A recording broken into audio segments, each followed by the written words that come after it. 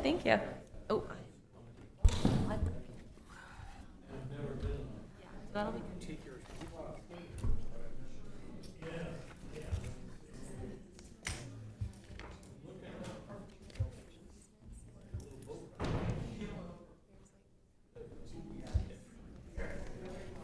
Okay. Yep.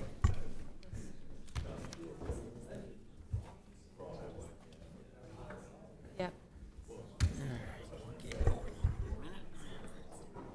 Fun. Yeah.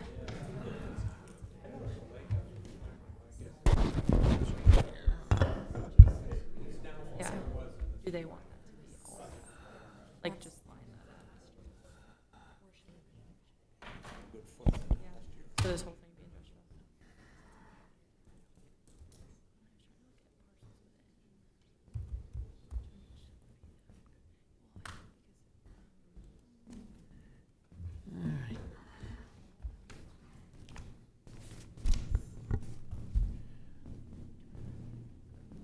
Good evening. It's just slightly after 6 o'clock, and we'll start the meeting of the Auburn Comprehensive Planning Committee. July 28th.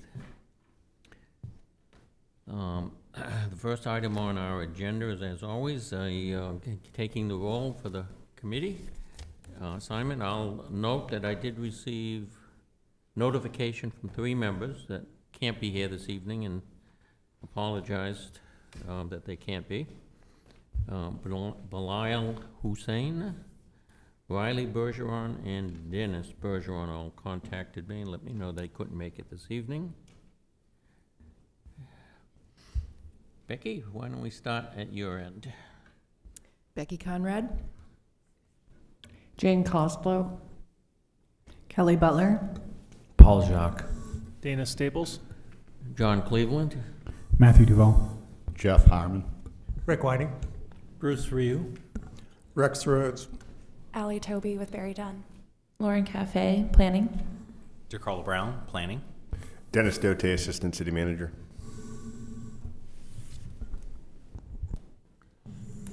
Okay. Thank you for all of you being here. We have minutes from June 23rd and July 6th that were sent out for review and approval. We can start with the June 23rd minutes. Anyone note that there needs any additions or corrections to those minutes? If not, I'd entertain a motion to accept the minutes as presented. so moved. Moved and seconded. All those in favor, raise your hand. Appears to be unanimous. The second minutes are from July 8th. Again, are there any additions or corrections to the minutes? Seeing none, I'll entertain a motion to accept the minutes as presented. So moved. Second. Moved and seconded. All those in favor, please raise your hand. I believe it's unanimous. You want, two abstentions, one from Bruce and one from Matt.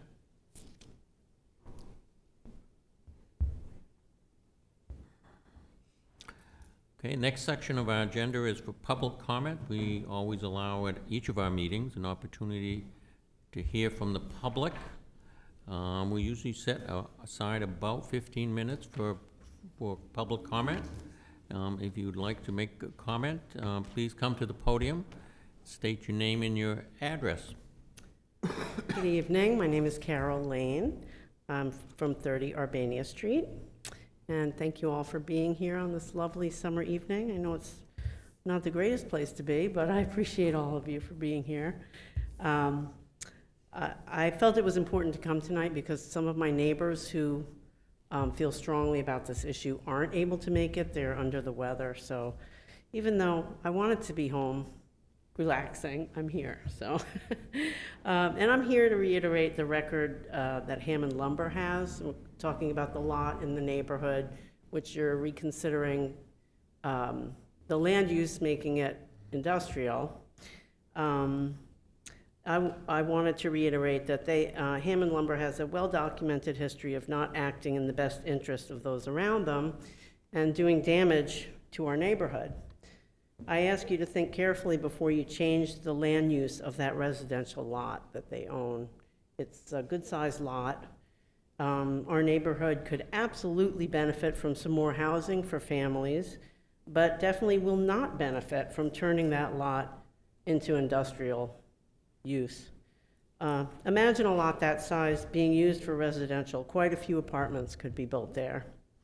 And if you ask the question, why not change the land use on that property, the answers are abundant. Negative impact on the neighborhood safety with kids walking to school, increased truck traffic, reduced housing values because of the industrial view, making the neighborhood louder, more polluted, and more congested with traffic, loss of valuable residential lot in the Fairview neighborhood, which is, you all know, a very desirable neighborhood. Just to name a few, those are the reasons why not. If you ask yourself the question, why change the lot to industrial usage, the answer is singular. It only benefits one neighbor, and that is Hammond Lumber. They willingly bought the lot knowing it was residential. If they want the zoning or usage changed, let them ask for it themselves and not have the city hand it to them on a platter. The City of Auburn has turned them down before on this request based on Hammond Lumber's own lack of accountability and poor behavior. Let's not reward the company's bad behavior while also downsizing and damaging a desirable residential neighborhood close to multiple schools, including Fairview. And that's my comments for the night. Thank you very much for being here. The only other thing, I guess I don't understand why the mayor is so in favor of this particularly, but maybe someone can explain that to me. Thank you very much. Thank you, Carol. That lot will be discussed this evening if you want to stay for the meeting as well. Anyone else?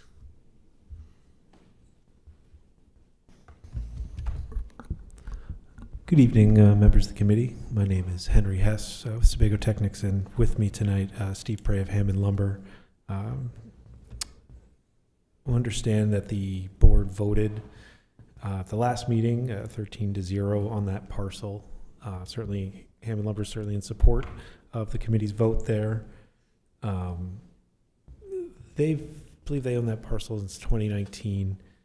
And that's a parcel that, while certainly in front of their lot, along the frontage of Poland Road there, they don't have any plans currently to expand into it. They certainly have a site there that's got some aging buildings and infrastructure, and that site in front of them is always the idea that perhaps they'd be able to, in the future, provide, whether safer access or modernize existing aging infrastructure or provide alternative means of access to the site, getting trucks out of the road or otherwise. But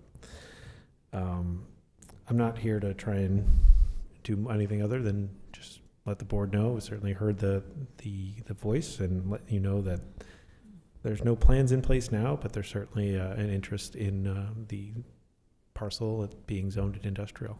I know in 2022 they expressed an interest in that parcel being industrial, so that's certainly, we look forward to hearing some discussion on it and whatever the committee certainly finds in the future. But Steve, if you have anything to say. Okay, thank you for your comments. Is there anyone else from the public that wants to speak? Good evening. My name is Kimberly Willett. I have been a resident of Auburn for 37 years. I live at the property located at 1050 Garfield Road. I also own another parcel, which is a little over 11 acres, which is at 832 Hatch Road. It's a vacant parcel that is uniquely split between the low-density country residential and agricultural and resource protection zoning districts. Having lived in this area for nearly 4 decades, I deeply appreciate that Auburn's rural character and understand the importance of protecting our agricultural land, natural resources, and open space. I fully support the goals of preserving farmland and responsible growth. My request is not to encourage widespread residential development within the AGRP district. Instead, I respectfully ask the committee to consider whether the comprehensive plan should include policies that recognize the unique circumstances of some of the long-existing split-zone parcels. As you update the comprehensive plan, I encourage you to consider recommending planning tools that will allow the city to evaluate these properties through a transparent, case-by-case process. A few examples might include carefully reviewed lot splits, boundary line adjustments, site-specific zoning amendments. These tools would not guarantee approval of any proposal. Rather, they would provide a fair and predictable framework for balancing private property rights with agricultural preservation, environmental stewardship, and responsible growth. My hope is that the comprehensive plan will recognize that some existing parcels present unique planning situations where a single thoughtfully sited home can coexist with the preservation of farmland, open space, and Auburn's rural character. I respectfully ask the committee to consider including this type of policy flexibility as part of the Auburn's updated comprehensive plan. I appreciate your time, your service to the community, and any thoughtful considerations. Kim, thank you very much for coming and making your presentation. Again, you may want to stick around because we will be talking about that area. Okay, thank you. Okay.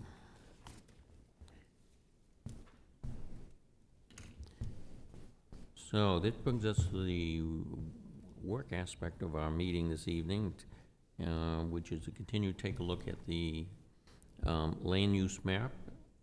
Oh, I'm sorry, is there another public member? Just a note for your administrative record, member Tim Cowan was here previously, but had a business professional matter that called him away for immediate action from his computer at home, so he adjourned himself before the meeting convened. Oh, okay. Thank you. I wasn't here when that happened, so appreciate it.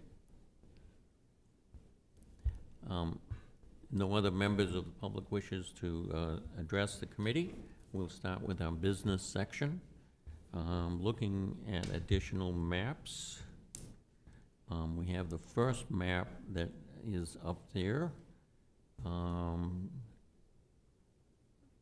Lauren or Ally, perhaps you might want to describe it for, at least for the public to know where that is.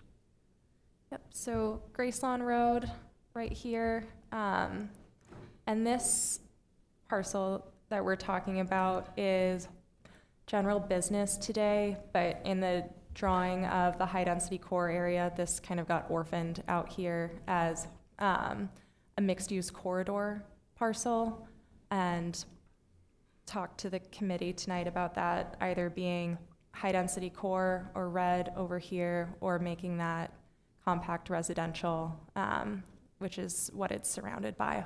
Just kind of a loose mixed-use corridor parcel. Okay. Many of you may recognize that as what's generally known here as the Gendron gravel pit area. So the thought here is to think about whether we want to continue with the high core density in that particular location or something different. So I'll open it up to see if there are comments. Jeff? I guess my first question here would be, is the staff opposed to leaving it as mixed-use corridor as it is now? Staff is not opposed to leaving it as mixed-use corridor, given the history of the parcel. Yeah, so that, from a planning perspective, that would be my first question. And then this, the separation of this that ended up in what's now shown on the current map is the mixed-use corridor and the compact residential was through a significant action by the city council.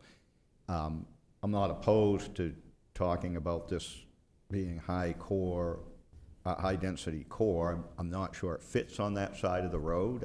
I don't think there should be compact residential, and the mixed-use corridor more aligns with the prior discussions that the council had about this area. I might remind those who might not be familiar with the conversation previously that this rectangular area, which was designated for commercial area previously, was identified as an area in the general development of that area where the malls are located.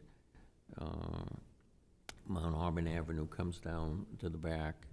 And there's a fair amount of development in that general area, so the thought was that this area, which I think is substantially at grade level with the existing road, some areas in the back might be steeply sloped, but I think generally speaking it's grade level. What's behind it in the compact residential is the balance of that lot, which is a gravel pit, is well substantially below grade at this point. So give you a sense of the elevation, and of course going further out is Lake Auburn on the other side. So with that, Dana? Yeah, I guess looking at this, it's just a lot of different colors on one parcel there. The agenda provides a screenshot, but it doesn't go into detail about what the different colors signify. Could you just go through what those are? I would imagine the blue is a watershed, but what else are we looking at? The blue is the current drinking water protection land use category, and that aligns to the Lake Auburn watershed boundaries. And then the yellow is compact residential, and then the green is agricultural and natural resource protection. The red is high density core. And that green space to the right is a closed municipal landfill.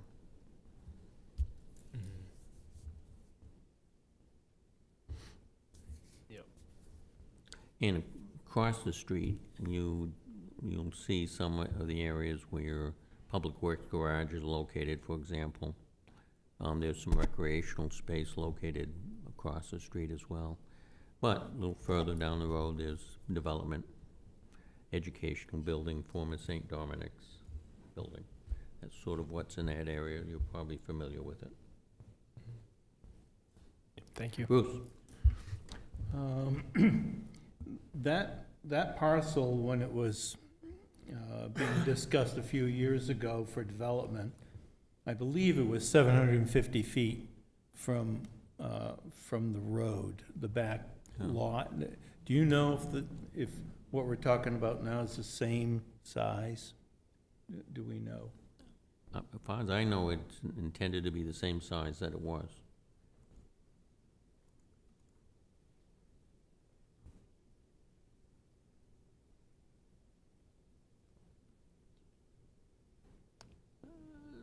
So,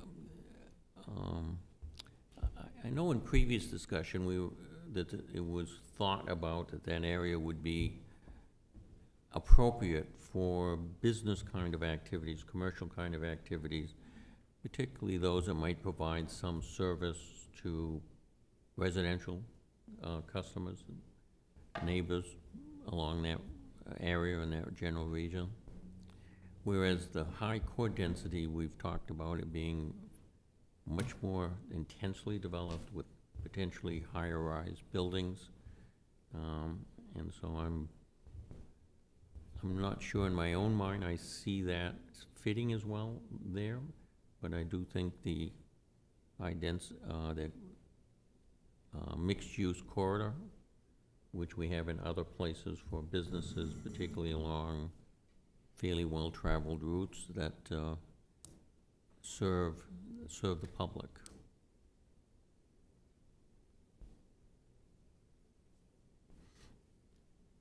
Does anyone feel strongly that we should change it from that? From the mixed-use corridor?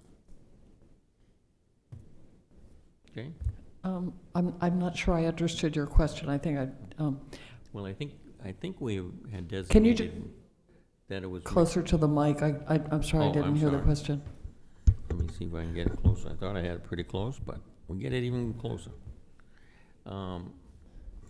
I think that we had talked about it being a mixed-use corridor, I believe, and what we're now talking about is the whether, because there is so much other high-density core around in that region, whether it would be more appropriate to designate it as high-density core.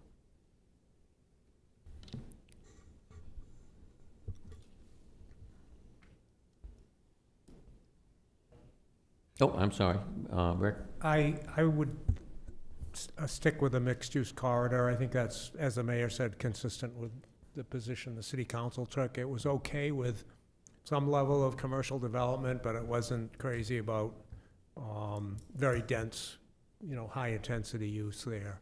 And I think the discussion was around general business, which would have allowed some uses that we didn't feel were appropriate.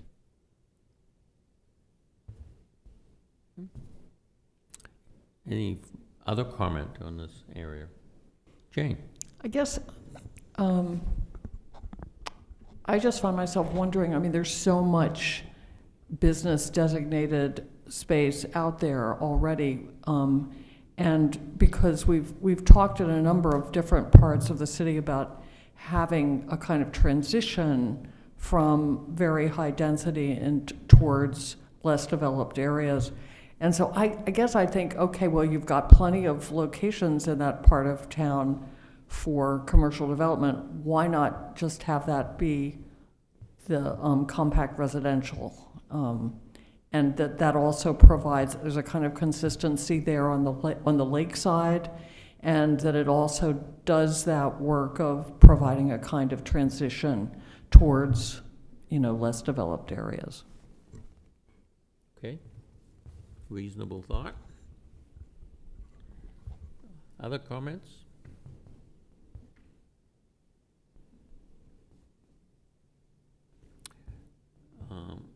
Does anybody want to suggest or make a motion on what action to take on this particular lot? Bruce? I would move that we continue to leave this as mixed-use corridor. The Auburn Public Works Department is right across the street, and so I don't see it being appropriate for compact residential. Okay. Second. Second. Jeff? Yeah, just as a point of order, so that's what it is today, and that's what the comp plan committee previously adopted. We don't need a motion if we're leaving it the same. We'd only need a motion and then a vote if we're changing it to something other than mixed-use corridor. Well, I agree that's the process, but we need to articulate that in some format. Because what's before us is to make a change. So we either have to say, yes, we want to do that, or no, we don't. I agree with Bruce. You agree with Bruce? All right. I don't think so the motion might be to keep it as previously designated for land use for a mixed-use corridor. That's the preference of the group. Is there a motion here that we are, this was brought back to us? Yes. But if there's no motion that's made, is there a reason to have a vote or take any motion? Well, okay. Unless we consider that, I don't know how this got back to us, I guess. Yeah, and I'll just say, I guess it would be up to me to make a counter motion, but I'm not going to do that if it seems like everybody wants to leave it the way it is. Okay. So So how about if I withdraw my motion, and we just have a vote to keep it the way it is? No. Or change it? We do not need to have a vote to keep it the way it is. We can have a vote to change it to something. All right, so we will do it by description here. You're withdrawing your motion, and Paul, you'll withdraw it. So there is no motion to make any change. As a consequence, since there is no motion, there will be no change.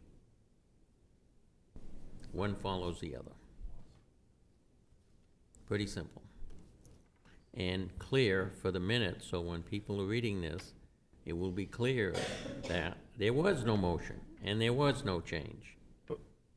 Go ahead. Wouldn't it make sense to just make the motion that's presented inside of the agenda and then vote it down if that's the desire of the committee? I don't want to get it more complicated. I think. Fair enough. All I want to do is to make sure it's clear of the will of the committee. Okay.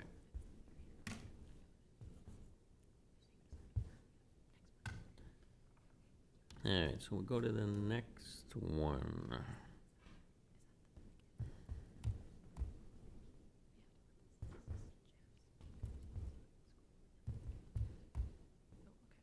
This next one includes, it's Gracelawn Cemetery, and the recommendation is to move it from ag to high-density core, because it's kind of a floating parcel, and we didn't include other cemeteries in, or open space into the agricultural, natural resource protection, land use category. So that is on the floor right now. I'm sorry, would you state for the public again what lot this is? Yes, this is the Gracelawn Memorial, is it cemetery or park? Okay. Memorial Park. Memorial Park, thank you.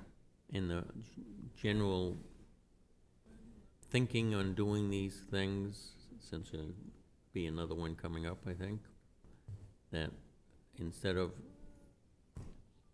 having areas that obviously are not, that obviously are not going to be developed, is to make it consistent with other zoning, but there will be an overlay zone later on that will deal with cemeteries, recreational areas, trails, and whatnot, indicating that the overlay suggests they're not available for development.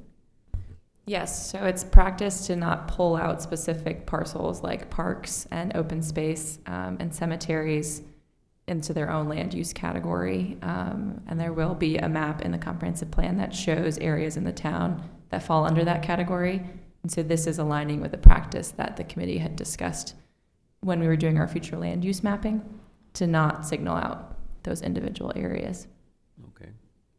Yeah, DeCarlo? And from a practical matter, you're making an urban core, and you want your urban core to have green spaces. So, you know, you're making new neighborhoods, new areas, and you want it to, you're making a statement that those areas are incorporating, you know, that walkability, those open spaces. Yep. And of course, we have some open spaces spread out across the community. So this would be a request for a change. So voila, a motion would be appropriate. I'll make a motion to change the Gracelawn Memorial Park lot, we'll go with that, from ag to high-density core. Second. Any further discussion? All those in favor, raise your hand. Appears to be unanimous.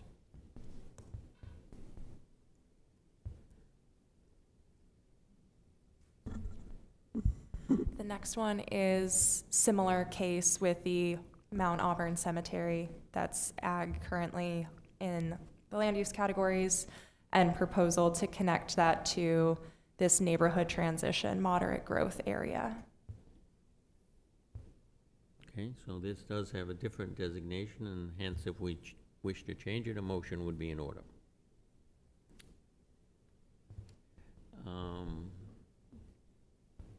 Again, following the same pattern that we have in other districts. Dana? I'll make a motion to rezone the shaded area from ag to neighborhood transition. Any I further had- we are not rezoning. Oh, I'm sorry, to change the future land use from the shaded area from ag to neighborhood transition. Thank you for catching us on these inadvertent motions. Okay, any further discussion? All those in favor, raise your hand. Appears to be unanimous.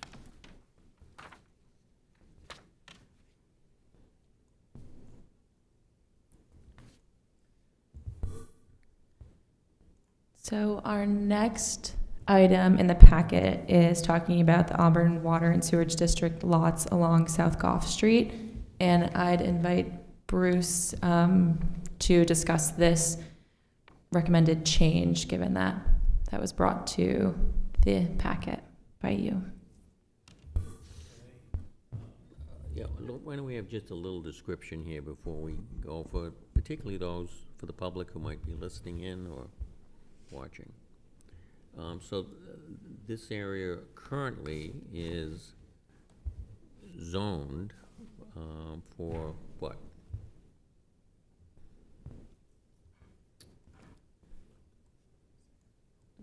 Yeah?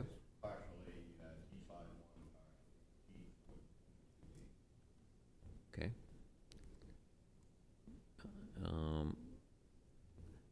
And at a previous meeting, we had, the committee had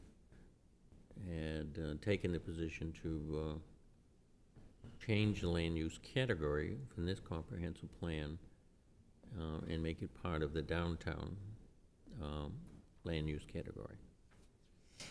And all of these parcels are owned by the Water District, I believe. Okay, Bruce, go ahead. Yeah. Just let you know, I'm a trustee of the Auburn Water District. And so the Water District has been on the corner of Court Street and South Goff Street for about 100 years. And they've acquired some additional parcels on South Street, I believe the name of it is. And they're growing, so there's more equipment, there's bigger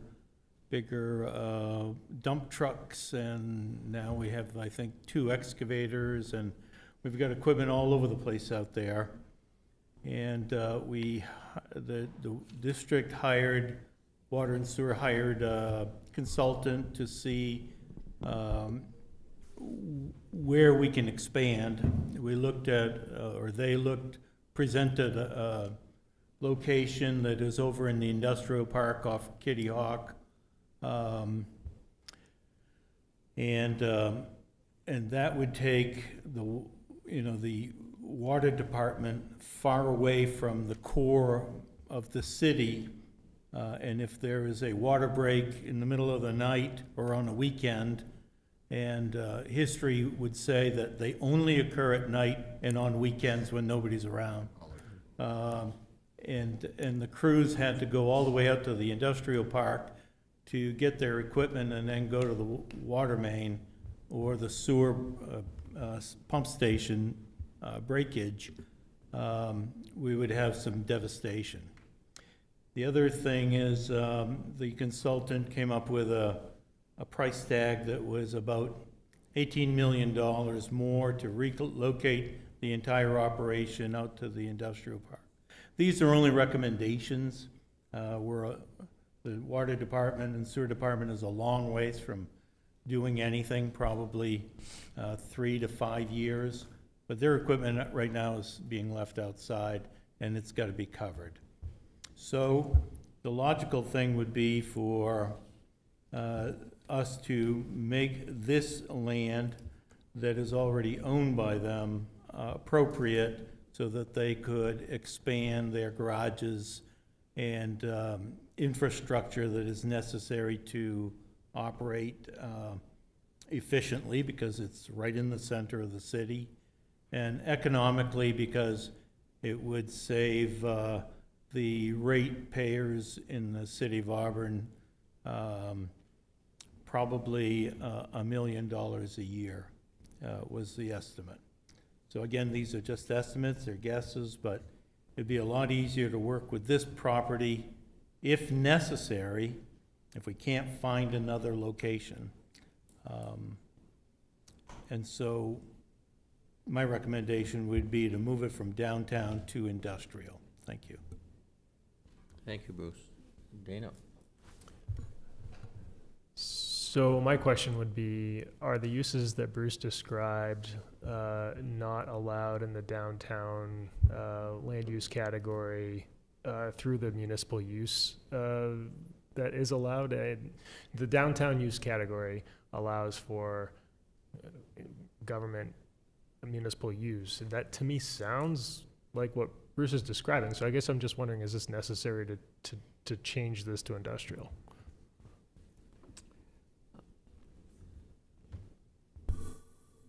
I can read the downtown land use category description for the committee if that would be helpful. So the description includes, the downtown includes areas in Auburn's historic city center. This area has a mix of uses that support the creation and expansion of local businesses, increases housing options, and promotes social activity in a compact historic city center. Transportation options, trails, and paths improve connectivity downtown and provide access to historic and cultural resources, including the Androscoggin River. Under the land use description, typical uses include retail, restaurants, personal services, offices, civic and entertainment uses on the ground floor of buildings, along sidewalks, and on street fronts. Upper floors provide access to office spaces and residences, supporting activity throughout the day and creating additional foot traffic throughout the area. This area serves as a center for jobs, commerce, social activity, arts, and entertainment by leveraging its historic form, riverfront setting, and proximity to Lewiston. Under density and form, this area is characterized by high-density development with an emphasis on preserving historic building heights, scale, and architectural style. Buildings are oriented toward the street with minimal to no setbacks. Some buildings share walls and others are standalone. Shared parking is encouraged. This area includes parks and public spaces, access to the river, and public art, creating a desirable urban fabric in public realm. This area is highly walkable and served by public transportation, bike paths, sidewalks, and trail access to support people of all ages and abilities in accessing the area to work, shop, recreate, and live. Streets are designed to prioritize pedestrian and bicycle safety and should reinforce the expectation that downtown is a place to walk, bike, gather, and linger rather than simply drive through.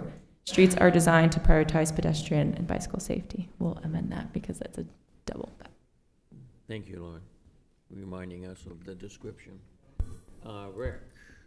I think the problem is just that the idea you're thinking of government and you're thinking of offices like this building and the county building, and water and sewer is more like public works, which is more like industrial, so I'm okay with this. Jeff? Yeah, so I appreciate Bruce raising this. I think there's some more information that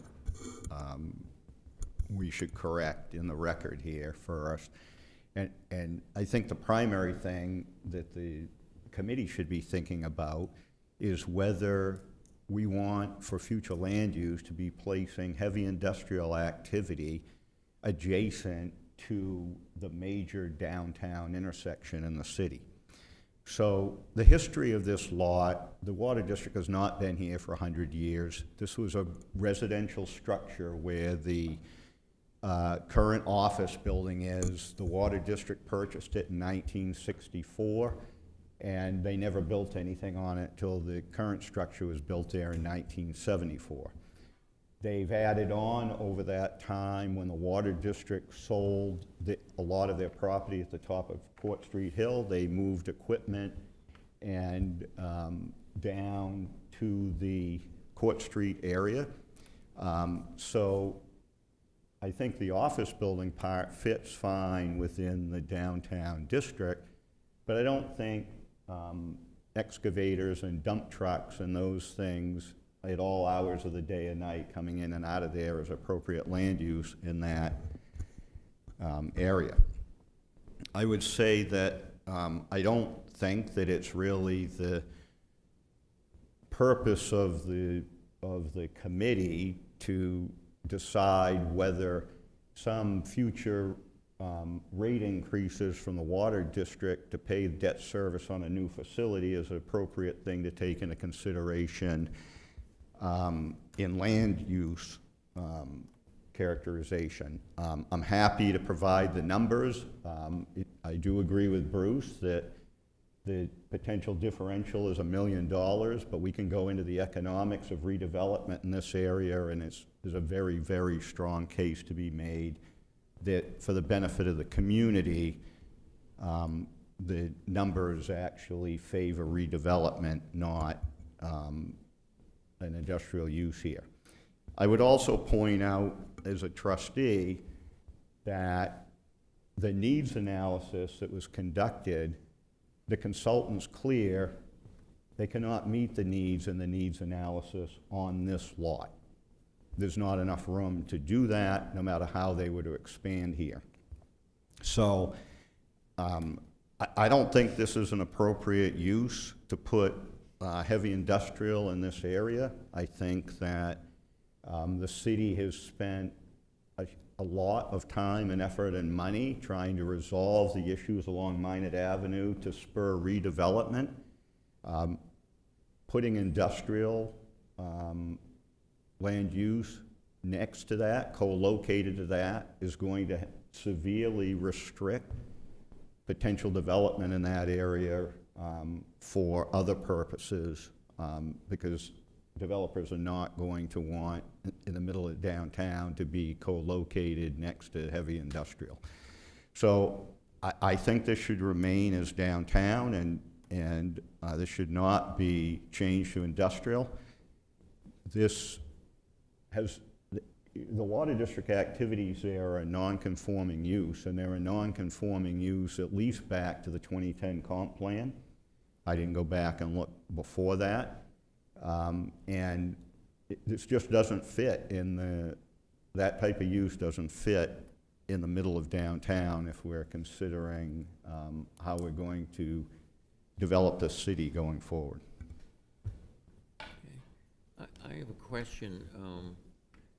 At one time, there was a functional purpose, I think, for being there because of the water lines coming through there, and they were physically associated with that facility out of necessity. I'm not sure, but I don't think that's the case anymore. Am I correct with that? Jeff? Yeah, when that building was initially built, the initial treatment activity that took place in that building where the water line comes up into a treatment room. That is no longer used since the treatment facility was built up at the lake some years ago. Are there other thoughts, comments? Jane? I'll just say I find Jeff's argument really compelling, and I just pulled up, Google Maps, and I'm looking. If you go down that South Gough Street, you come to one of the city's grandest eyesores. The big old shoe mill factory there. So that to try to imagine like what else could be there as a whole package for that corner of downtown, I think we'd be far better off to leave it downtown than switch to industrial. Okay. Are there further comments? Bruce? So the only thing I'll add to this is water and sewer has to be someplace in the central part of the city for it to function effectively. Again, water breaks and sewer backups are pretty significant in the lives of our citizens. So the only industrial piece of land, I believe, in our city is right there. And this is in essence forcing the water department to move to the outskirts of the city. And I think it's going to create some problems down the road. So I think it's something to consider. Also, I apologize. I thought they were there 100 years. Thanks, Jeff. Any further thoughts or comments? Matt? A question for staff, I guess. What, if we reject this change, what then, how is the water district limited? Like what, obviously they can stay, we're not gonna kick them out, but what then? So I'll say from, after the comp plan has been adopted, then you as a city start adopting provisions to implement that comp plan. And we're talking about land use regulations as far as form is based. It's already in a form-based code district. And so in the downtown, we are looking about walkable streets. Practically as a use, those regulations are based off of new construction, proposed construction. Things that are there, you have things all over the city in all of your form-based code districts. And you don't mandate that they have to change today. It's if someone wants to come and redevelop the land, that's when those regulations will come into play of, okay, if you're redeveloping the land, then your structure needs to be this far away from the street. The street that you are now constructing here needs to be a walkable place. And so it's always forward looking. There wouldn't be any changes to what the water district is currently doing here. It would have an impact on what they are planning to do in the future. And so this is exactly what we're talking about, is the 10 and then 20 years away from. Okay, thank you, DeCarlo. I might note here that the question before this group is, on the one side, what the potential impact might be to the water district if it was a land use category was changed or maintained as the downtown area.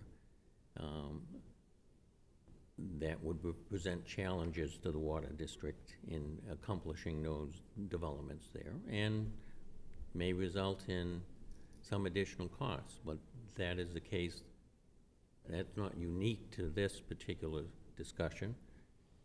Other businesses who might be similarly placed when their land use changes may face similar challenges as well. On the other hand, the question before the committee is, and has been since we began, what is the best interest of the community as a whole, going 10, 15 or more years down the road? What do we see as in the best interest of the community? This is our downtown area. There's only so much real estate in the downtown area. You're not going to invent new space. So what is appropriate and what areas should be included within that area? And what are the benefits both for economic development here, and just for general social, community, civic benefits, potentially, whatever might be there. And so that's a decision you have before you. One is, what do you think is the general overall best interest?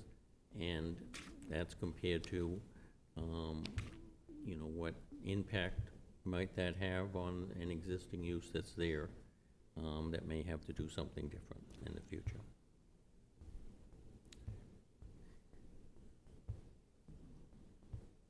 So we're at the same place we were before in the sense of how we move forward. If it's a pleasure of the committee not to make a change, you don't have to do anything. If it's a pleasure of the committee to make a change, then you have to do that, which would require a motion. Bruce? So I'd move that we change this area on the corner of Court and South Goff Street from downtown to industrial. Okay. Is there a second to that motion? I'll second that. Okay. Is there further discussion on the motion? Rick? It looks like this could be an opportunity for the city and the water and sewer districts to cooperate on, like, leasing land from Public Works or something like that for the heavier functions, and keep the office and light industrial or lighter, small trucks, not the giant graders and, diggers and whatnot, excavators, downtown, but, relocate those at some point when that's needed, which may be fairly soon. Okay, further discussion? All right. So the motion before you is to change this particular area into industrials. So if you're in favor of that, you will vote yea by raising your hand. If you oppose, you'll vote nay by raising your hand at that point.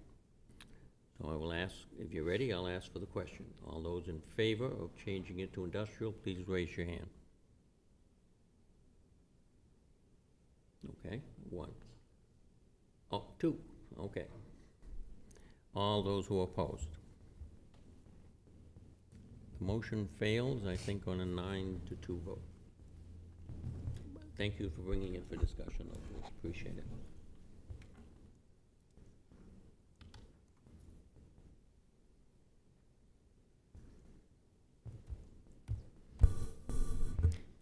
The next item in your packet is along Riverside Drive, east of Walton School, between Joseph Lane and Riverside Drive. And the recommendation here is to adjust these parcels from compact residential to mixed-use neighborhood. Allie, if you zoom out a little bit, you'll see it would be connecting Riverside Drive as one land use category here.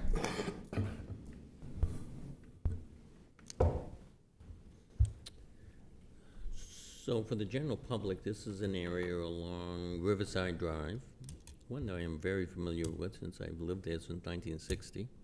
Okay. It's probably driven past it a million times. So this is right adjacent to, next to that is the Oak Hill Cemetery area. So it sort of starts with that Oak Hill Cemetery and then moves down along, yeah, that's the Oak Hill Cemetery. Those of you familiar in the back area of that, very steep grades going uphill.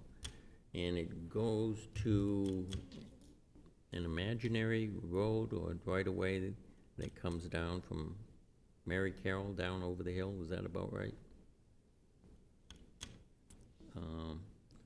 So that's the area. And the area has mixed use. It has businesses there. It has apartment buildings. It has single-family homes. And, of course, Androscoggin River is behind it on the easterly side. And this makes it consistent with the other mixed-use neighborhood that's adjacent right to it.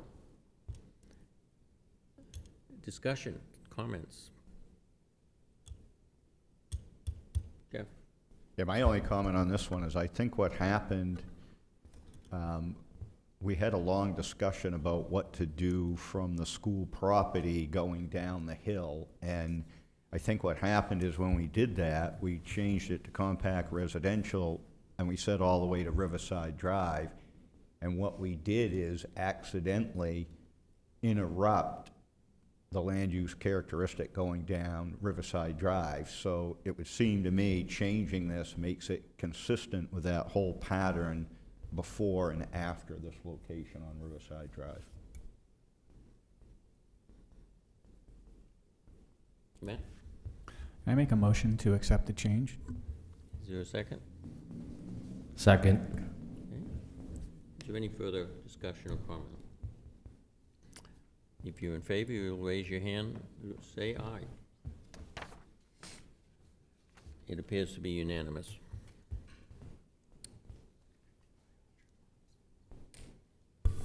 So this next one is a discussion of the Walton School parcel, and the recommendation here is to, if you'll see in the hashed, from the edge of Boone to the edge of Mary Carroll, to go from mixed-use neighborhood to compact residential.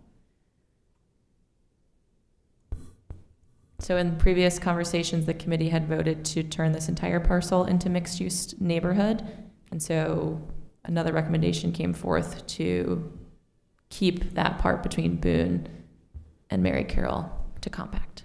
And again, remembering our previous discussion on this, this is where Walton School is, where you may be familiar. And there's more than one parcel associated with it. And so the parcel that you're seeing there is the one that's about 7th Street, going through there. And the concept here, or the suggestion is that it be made same as the compact residential that abuts it. Laura? The school itself is still one parcel. We would just be splitting the parcel between two We'll be categories. splitting the parcel, yeah. Excuse me. Oh, yes, Jane. I guess I just want to understand the rationale here. The parcel that's under discussion is where the track is. I mean, or it's a big open field, and there's a walking track. And when we talked about this parcel before, I know that various people pointed out that this is a really valuable and somewhat rare example of a shared community space. So I'm just curious why we would entertain the idea of a change and what we think the impact of that might be down the road. Okay, good question, Matt. So I just want to be clear, because I don't quite understand the colors. Are you suggesting to make everything along 7th Street yellow? Yes. Everything that's hatched in your packet in this image would be compact residential. And the stuff that is brown, where the arrow is now, that is Would remain mixed-use neighborhood. mixed-use neighborhood. Okay. Yeah? Yeah, so I would be supportive of this. I would ask the committee to extend this compact residential to the back side of the school. So my recollection of this conversation is we went back and forth about whether this lot should be mixed-use neighborhood or not, and the premise for changing it was if the school department leaves this, we would be cutting off redevelopment opportunities of that building as multifamily, as they're not allowed in compact residential. I think my recollection of the conversation was that in general, the committee was supportive of that. I don't think they were supportive of high-density development throughout that lot. So I would suggest not only this side piece, if we're gonna split the lot, continue the compact residential in a line behind the school, because what we're really trying to accomplish is a redevelopment opportunity with the school without opening up multifamily in the only green space in this area of New Auburn.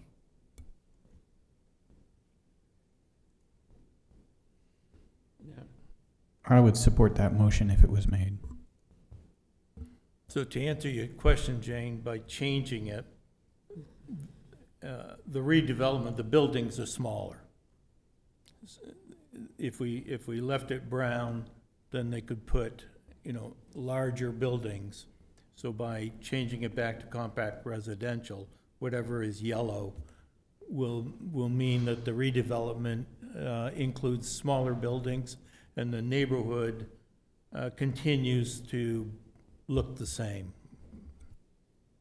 I guess, I understand that. And I guess just in terms of our work, there's really not much we can do at this point to do what, to ensure that it remains green space. That will be for a later moment. Yeah. I just want to throw this back to Lauren and that sort of overlay idea that you were talking about earlier. Does that come into play now, or that would only come into play once the school department released?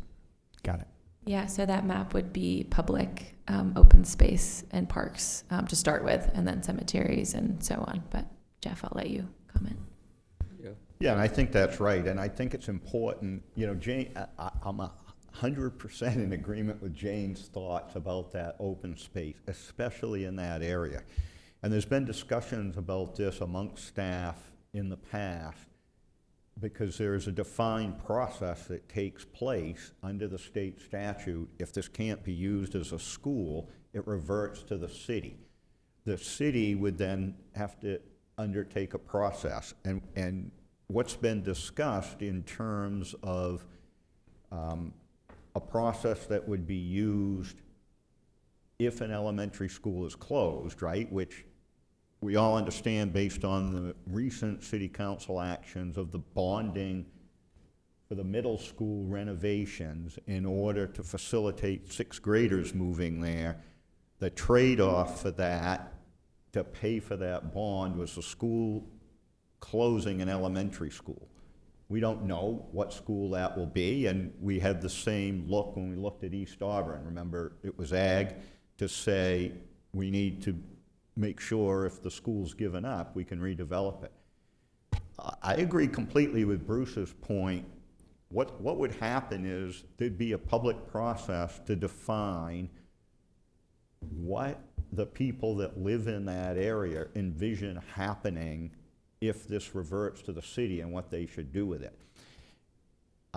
Bruce lives right there. I've talked to a lot of people down there. I think what we're going to hear is that they want to maintain green space there. But to Bruce's point, if that didn't happen, by changing this, it aligns with the current development that you have in the area of the school, which aligns with compact residential. So, to Lauren's point, that decision about whether it be green space or built out will come later if and when the school were to turn this over to the city. Dan? So I'll just point out that making the change that's proposed here would still allow all these spaces to be developed. It would just be developed at a lesser density.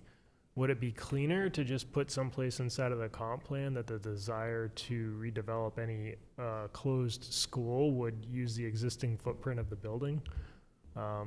Or I mean, I don't know what the best way to do this is, but to me, I don't know that the change proposed is going to accomplish what the desire seems to be. Rick? I would ask that we let staff work on what would be an appropriate place. I'm in agreement with the mayor and Matt about, extending the lighter usage behind the school, but I'm not sure exactly where it should go, and I think staff could figure that out better than we can. DiCarlo?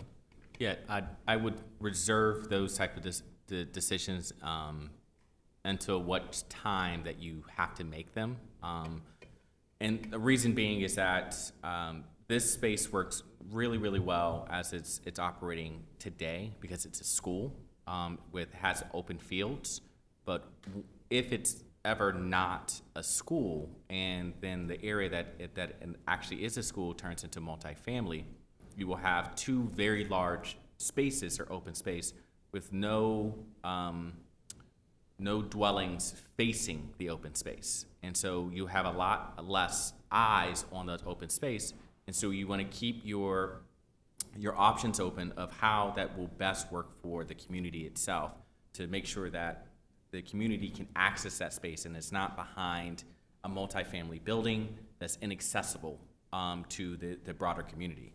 And so if it is the will of the city to remain this as open space, you will have that decision once it's appropriate to have. But I would start thinking about what are the actual uses that you want to do with that now, but not include that into the comp plan, because this is more about broader decisions about land use and about scale. And one of the decisions that you're gonna tackle with this is that what's the appropriate type of open space for this area if and when that time occurs. So it changes. Yeah, I think I would note that currently, as you've indicated, it's a school facility and land currently. And because it is, you have the structure you have there in the open space. Should in some future point, the school decide that that's not a facility that they need in the school system, and it then by state law must revert back to the community and to the city council.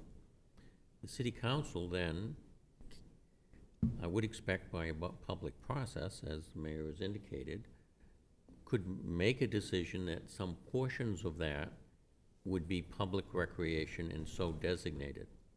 And if it is designated for that, then it would come out under the overlays where public spaces are not for development. And it would come under that rubric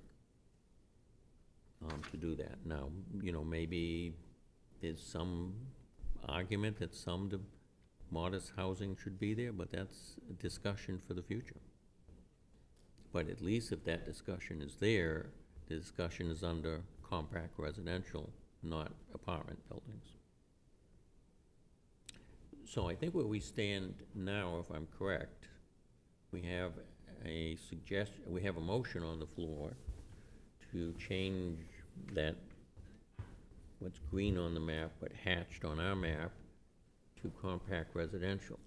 There's been a suggestion to make an amendment to include that back portion as part of the motion. Is there, would there be a request for an amendment to include that back portion? Moved by Jeff. There's a second. Second. Seconded by Paul. Okay, so. Dana. Can I just offer a friendly amendment that we extend that to include the portion of the football field that's not currently shaded? It might as well, right? Yeah, I think that's a. That is true. And we always used to kick field goals right onto that building. However, that wouldn't preclude the city from including it in a recreational area if they wanted to. The potential zoning would be somewhat different. That's a good suggestion, but I think it complicates things a little bit. All right, so we have an amendment to the motion, which is to include that outlined additional piece of the property as part of the compact residential. So we're going to vote on that amendment first. So if you're in favor, if you're ready for the question, if you're in favor of that amendment, you would raise your hand for aye, and if you oppose, you'd raise your hand for nay. All those in favor? Appears to be unanimous. So now we have we have the original request and the as amended. So again, if you're in favor of this motion as amended, you would raise your hand to say aye, and if you oppose, you'd raise your hand to say no. All those in favor, please raise your hand. It's unanimous.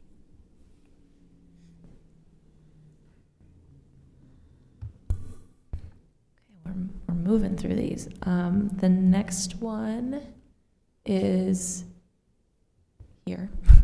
And it includes this large collection of parcels. The recommendation is to take this large collection of parcels, from mixed-use neighborhood to compact residential.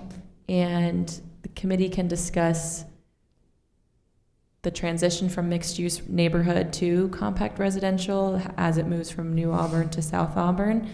And so that's the recommendation or the consideration here now. Yes, so this is going out South Main Street. That corner at the beginning is, well, no, it's not exactly right there, but this includes the area that comes off to Roy Street, Lafayette area, and the upper part. Sherwood Heights School is located along the side and becomes surrounded by this. It also includes Marion Drive, which abuts the school on the other side. And it goes over to 16th Street, which is a partial street, but it is a paper street all the way across. So it comes across there and then connects back up on South Main Street.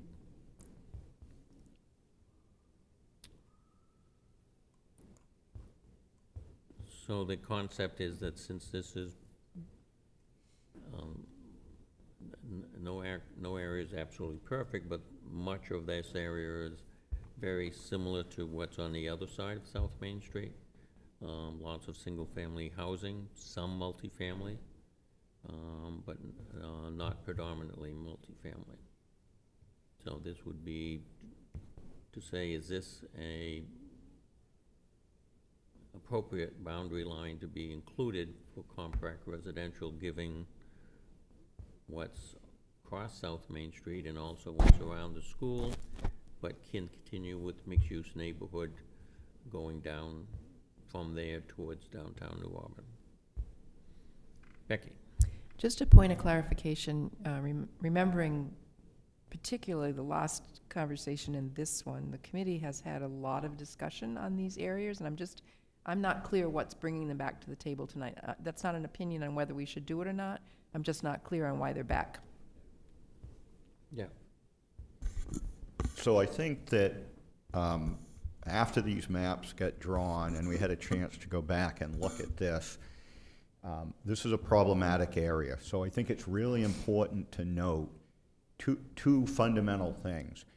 The original discussion about the mixed use coming up Broad and going over across South Main to Vickery tied in with the city's planned expansion of water and sewer in those areas. But in the middle of all this, if you could, can you go over to a map that shows the lot lines in that area?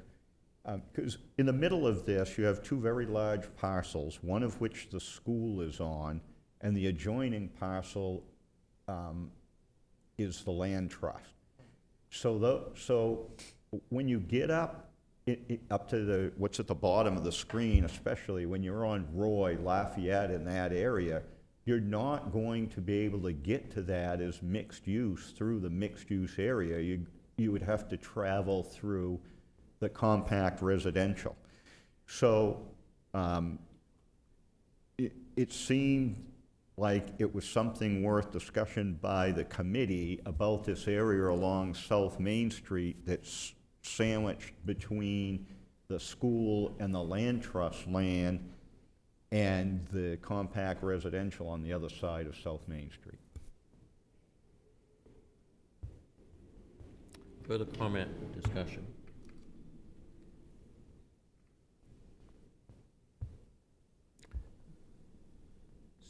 Since we're asking this to be changed, we would need a motion if you want to accept it as a changed land use category area. So moved. Second. Moved and seconded. Is there any further discussion? If you're ready for the question, if you're in favor of the change, you will raise your hand when we ask for the ayes. If you oppose, you'll raise your hand when we ask for the nays. All those in favor, please raise your hand. All those opposed. 10 to 1, one opposed.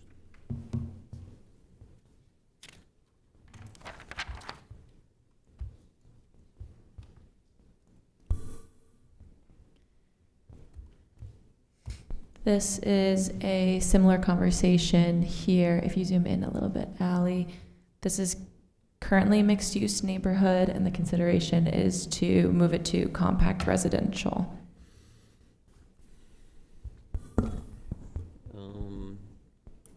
Discussion on the thoughts for that. Jeff?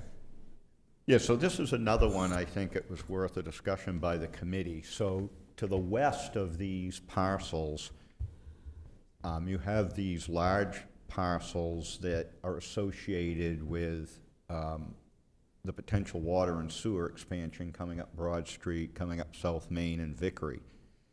These are across the road from that, and these are all built out single-family resident parcels today.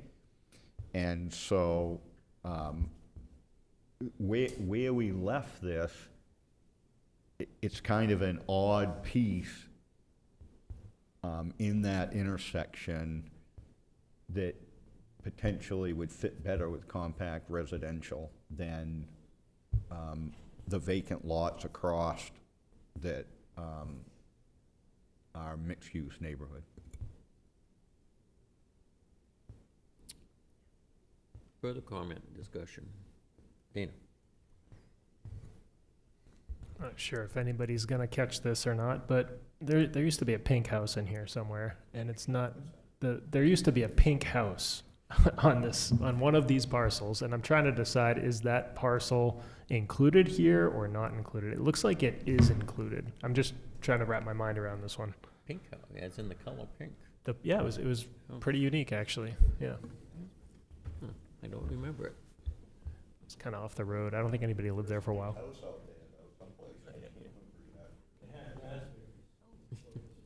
Right, yeah, yeah. Yeah. Oh, they grew raspberries there? Yeah. You know which lot it is, Bruce? No. Can't quite remember. Okay. Oh, Jane. Yeah, I mean, I don't have strong feelings about this. It's interesting to me and a little odd how you go from, like, the section that we just dealt with, which feels very much like in-town Auburn, with small lots and, modest, very well-kept homes. And then you get out, by the time you get out to this part of South Maine, it feels really quasi-rural. So it's just, I'm just sort of, as an observation, they're very, very different feels. And then that whole sort of mixed use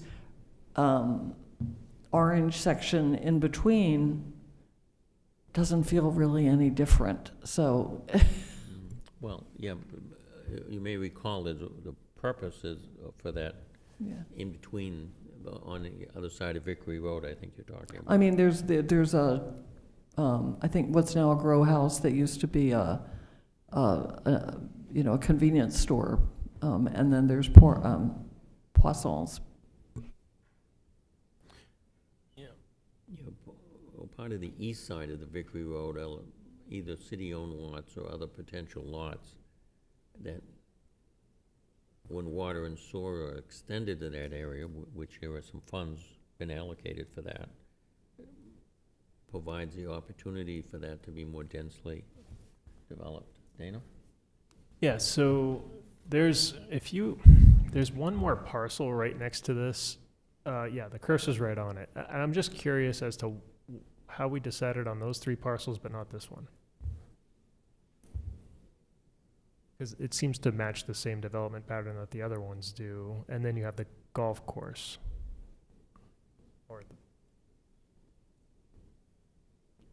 Well, that's already compact residential though, right? Oh, yeah, thank you. That's,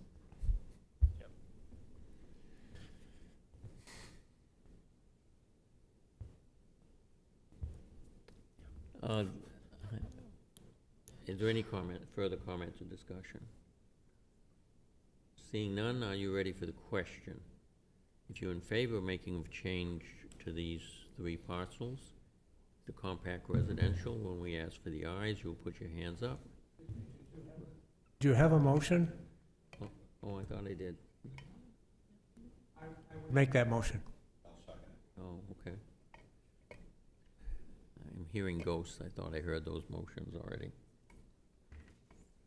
Okay, so now we have a motion. So with that, directions are the same. If you're in favor, when we ask for the ayes, you raise your hand. If you oppose, when we ask for the nays, you raise your hand. All those in favor of changing those three lots to compact residential? All those opposed? It passes 10-1.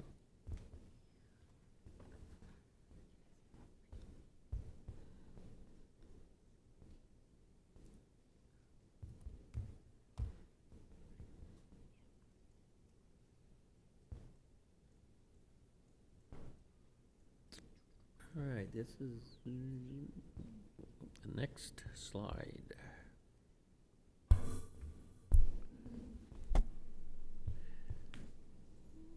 So this parcel, or this area, came up in committee consideration in the fall when we were talking about future land use, growth areas.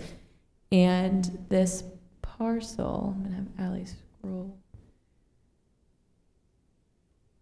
is currently an industrial land use category in a moderate growth area.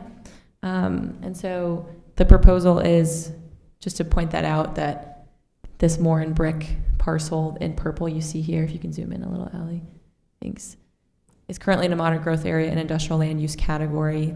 The proposal you see, if you actually skip forward a page from industrial to agricultural, at the southern end of this kind of peninsula, would be to take it out of the moderate growth industrial and put it into low growth and agricultural and resource protection. So we can start with that one, if you can zoom in here. Yep. All right. That is page 10 of your packet. I skipped ahead to explain this part, and then we'll move north from there. So this is, the area you pointed out is sand pits, I think, that were once used by Warren Brick. They're sand pits, they don't belong to Moore and Brick. Oh, they don't belong to him, okay. Just perhaps use them at some point, yeah. So the suggestion is to make that area agricultural resource protection, which is adjacent to that, and that kind of aggregate mining is one of the allowed uses in agricultural resource protection. Discussion. Questions?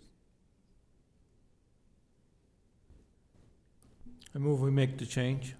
Okay. Is there a second? I'll second. Okay, moved and seconded. Is there any further discussion? Once again, the instructions are the same. All those in favor, please raise your hand. Looks unanimous.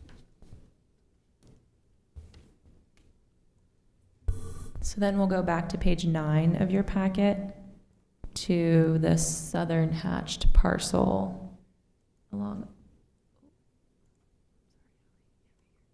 So same situation. This is in the moderate growth industrial, and we're recommending that it stays moderate growth but moves to neighborhood transition.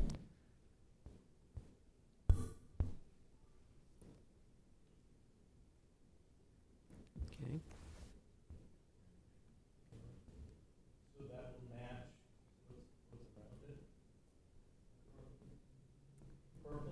It'll match the brown. And so yes. Yeah, Jeff? So, first I have a question. So where the purple ends, no, on the southern end there, the southern end, yeah, is that two separate lots, or is the purple splitting the lot?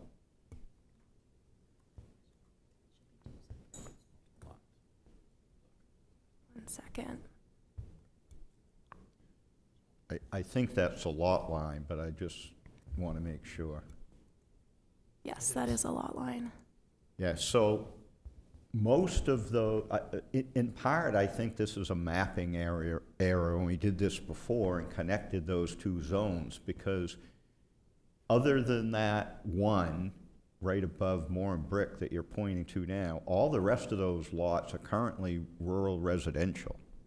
And I think someplace along the line when we were doing this, we inadvertently connected the two industrial zones, and this should be the neighborhood transition. That's the intent behind this change, is that these are residential lots today that I think through the soup of right-of-ways here added in some residential lots to connect those industrial areas. Dana? Make the motion and accept this change. Okay. Your second. Second. Been moved and seconded by Rick. Any further discussion? Instructions are the same. If you're in favor, you'll raise your hand when you say ask for the ayes, and If you're not, you'll raise it when we ask for the nays. All those in favor of the motion, raise your hand. It appears to be unanimous.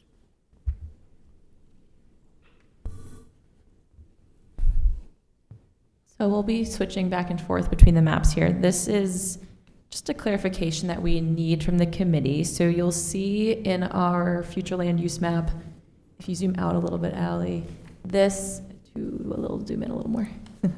So this section here, it extends kind of into a triangle. I'm going to stand up actually.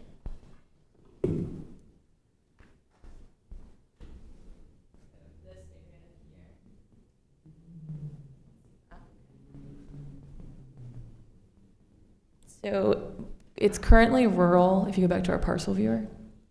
Parts of it are rural residential today, and it's in our high growth area, and we turned it into industrial. We just want to clarify that was the intent of the committee. If you go a little north, you'll see the rural residential extends over to general business. If you go to our future land use map, we have that in industrial and high growth, if you turn on our growth area map.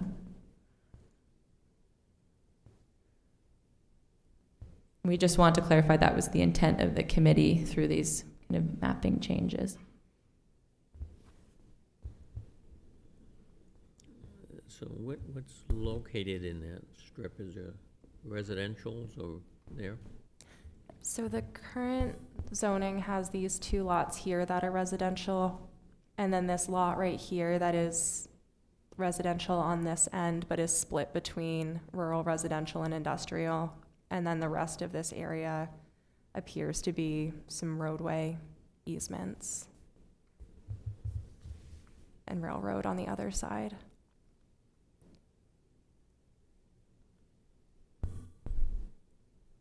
So that recommendation you see in your packet on page 9, the northern part, is just to spark conversation of should this stay industrial and high growth? Should we move it to neighborhood transition and moderate growth and align it with the other side of the railroad tracks?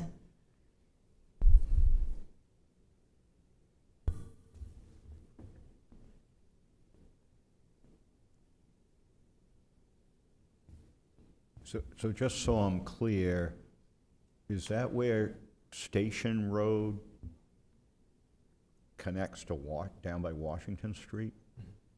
Yes. That's what we're talking about. So Station Road is right here, and this is Washington Street.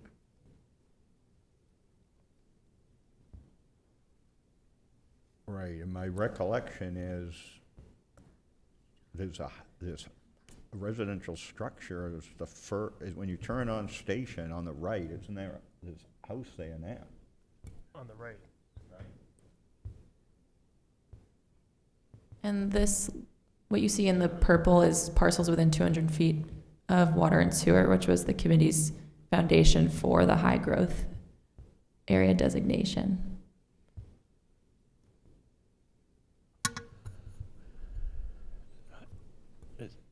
So I don't believe there's an existing structure on the piece of, the piece that we're proposing here, but there is one on that little sliver, right, that's kind of dark purple, or, yeah, that one that you're pointing at. Mm-hmm. Yep.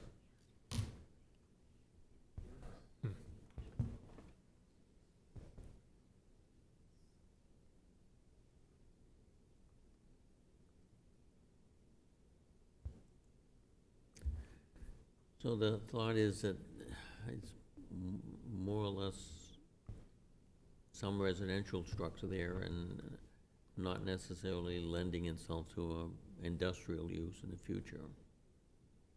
And therefore keeping it consistent with the transition area.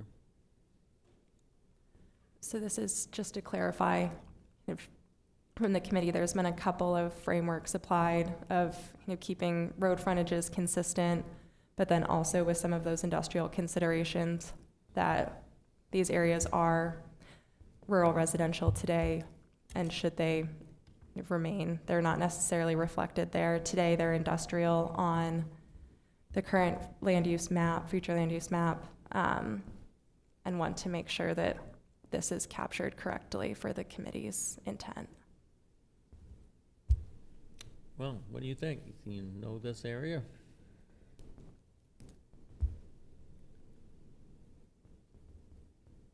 It's not a large area, but it may be important to residents that are there. Yeah. So DeCarlo or Lauren, I guess this is a question for you. Just to be clear, there's a couple existing structures there bordered on both sides today by industrial land. If we were to leave that as industrial, it's a current use. They could continue to have the houses there. And if we changed it to neighborhood transition, they could not continue any industrial use that might border each side of that, right? Yeah, correct. There is a residential structure on the right side there that you all have already mentioned. If it so happens that you want to expand some type of industrial use, if you have it rural residential, you wouldn't be able to expand that industrial use closer to where the railroad tracks are. On the other side, where it appears, just looking on the other side where, where it's tan, on the left side of Station Road and between Black Cat Road and Station Road, at squiggly. It looks like that there was a structure there, and because you can see the outline of a building through this, but in looking on aerials, it doesn't appear to have a structure there today. And so if you wanted to do an industrial use, and if you have that into rural residential, you wouldn't be able to do an industrial use there. And so really what this conversation is going, we need to make a choice. Are we going to encourage industrial uses in this area, or are we going to encourage residential uses in this area? And all your decisions will stem from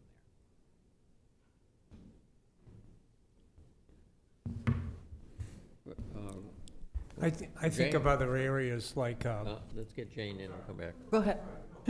I mean, I'm just, kind of looking on Google Maps, and it looks like a dead end. Black Cat dead ends, and then you can see 202 just beyond it. It seems to make a lot of sense to have it industrial. Okay. Just to clarify to that point, that's actually not a public road. So that, it's like a driveway that goes to these two houses. You cannot, well, one doesn't have a house on it anymore. You can't get across from Station because of the brook. And so that end of Black Cat isn't actually the public road that goes into it, that you see on the map that goes into that house. Rick? I was just going to say, when I think of places like, Poland Road, not necessarily, the Hammond area, but further out, you've got, like a mix of industrial and residential, and it's sort of a, people get along, they know that's what it is, but it's not, one doesn't dominate over the other. In this case, it's clearly dominant manufacturing, and this is in the, small percentage use, which I think it makes sense to just leave it industrial. Dana? Yeah, I drove up this way over the weekend, and the house that we're talking about on Station Road and that, I don't know, sliver lot, this small, narrow lot, to me, if we change this to industrial, and that house needs to be worked on in one way or another, and it ends up being zoned industrial, I would just hate to see that person become, unhoused just because of a decision that we made tonight. I would propose that we make that narrow lot to be a residential land use going forward, so that it would match, I guess it would be neighborhood transition. I think that's the one that we're talking about. So I'll make that motion. I'll make the motion that we include those strips as presented and also add that narrow lot that is on the other side of the road there. Okay. Is there a second? I'll second that. Okay. Moved and seconded. Additional discussion, comments?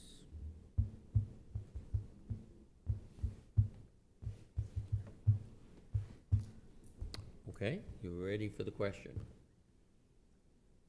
All those who are in favor of the motion, raise your hand for aye. 1, 2, 3. Okay, all the, Could you repeat the question? oh, sure.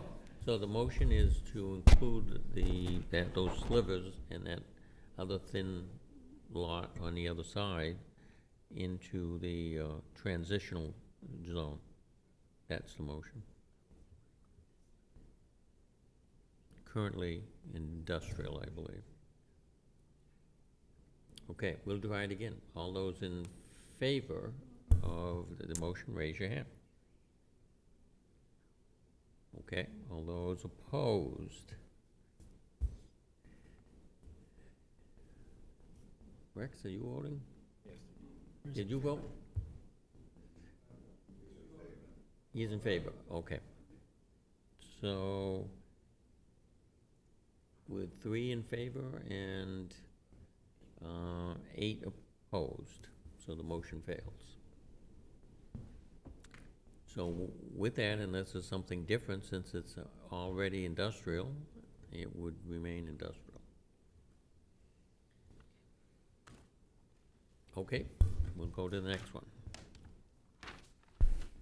This next item is on page 11, and this is the Hammond lumber lot that we discussed at the previous meeting. The consideration is so it's currently industrial based on committee vote. The consideration is to change it from industrial back to compact residential. Okay. So this is a land use area that we have looked at before. And at a previous meeting, it prevailed that lot would become part of the industrial zone. It's before us again to see what our thoughts are in regards to any reconsideration of that action. Any comments or questions? Rick? Yeah, I have a feeling the discussion around this felt more like a planning board than a comp plan meeting. And this is like big picture. We're, 10,000 feet in the air. And anything we do with this doesn't mean it's going to happen. So the neighborhood assumes that they're at a planning board meeting and they're gonna stop this thing. And I remember when I was on the city council, I had sort of mixed feelings because Hammond Lumber was there a long time, not as Hammond Lumber, but as a prior lumber company. I can't even remember the name of it. Peter Allen Lumber, thank you. And it's been a long-standing use in the neighborhood, and I was uncomfortable with that whole discussion we had a few years ago, because I sort of agreed with the neighbors that Hammond wasn't necessarily that responsive, but on the other hand, they're a good business, they employ a lot of people, they supply a lot of products to build houses and rehab houses, and have generally been a good neighbor through the years. So I'm inclined to stick with the decision we made, and knowing that, in the future, city council and planning board will most certainly hear from the neighborhood. If I remember correctly from our previous discussions at earlier meetings, not only for this industrial, but for all industrials in the city, it was the pleasure of this committee to put language into the comp plan that made very clear that a buffering between residential and industrial was a requirement, not an option. And that any future zoning that might develop with this would have to be consistent with that direction. and it would have to be reviewed by the planning board. The planning board would have to make decisions in regards to number of issues, but certainly including, in this case, since that abuts residential, what appropriate buffering would be required, and not optional, not you do your building or whatever you're gonna do, and then maybe later you do the buffering. It's, the buffering is required first. So I think we've made that point before in all industrial zones, that there needs to be some protection to abutting residential property. Further discussion, Jane? So sometimes I feel like, you know, how do we make these decisions one way or another? And in my own mind, I try to think somewhat of like being consistent and, you know, issues that we've talked about before and the values that matter to us as a community. But I mean, I understand that each neighborhood can be different and there are a different set of concerns and so forth. But we spent a long time talking about the difference between compact residential and mixed use, and it hinged on commercial space and whether or not neighborhoods that were compact residential, but we were thinking about whether they should be mixed use, and the question was really about inconveniences and disruptions and aesthetic concerns about having commercial, you know, and what scale of commerce would be in a neighborhood. So I'm thinking about that as we go through this discussion, that the neighbors have you know, had concerns before that they felt weren't, that weren't really addressed, and they've made it clear to us. I mean, you know, we're trying to be balanced about all of this, and I get Rick's point, but we've also thought a lot in many of our conversations here about how to go about not having primarily residential neighborhoods feel endangered or, I don't know, threatened, you know, inconvenienced by commercial commercial concerns that in some cases we were imagining might happen and that aren't even in place. And here's one where it is in place and the neighbors have told us that they have, you know, have real concerns about it. So I think that this ought to be, that we ought to revert to compact residential on this. Yeah. This is I think, a difficult parcel. I think that the committee, I think it'd be helpful if we could zoom out a little on this, because this is a very, very large, high-intensity industrial area. This is where Savage is, right behind there. I understand the concerns the neighbors have, but I think you need to think of the history of this area. This was an industrial area with a very large lumber yard before any of the houses on Albania and Rochelle were even built, by decades. And those houses were built along with a number of the other side streets in this area by Peter Allen as an offshoot of Peter Allen Lumber.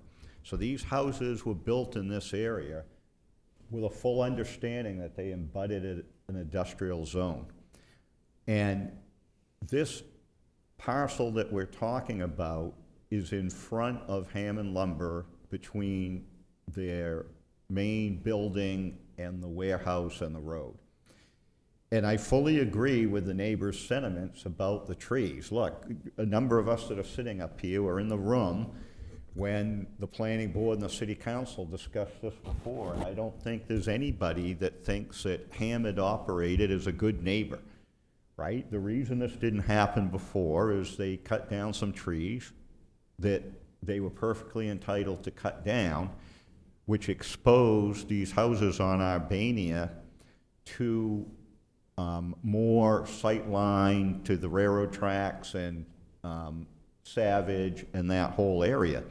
So I think we need to separate that out from this lot in the front. And I think to John's point, if you make this compact residential and somebody builds a bunch of houses there, they don't have to plant a single tree, they don't have to have a buffer. If this is industrial and they add a parking lot, as was previously discussed, and it's industrial, they're required to have a 30-foot buffer between there and the neighborhood.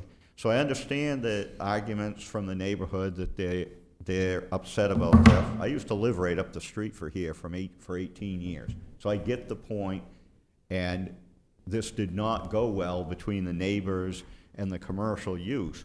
I think the best way to ensure that if there's any changes in this area, that the buffer occurs is by making this industrial, not compact residential. Any other questions or discussion?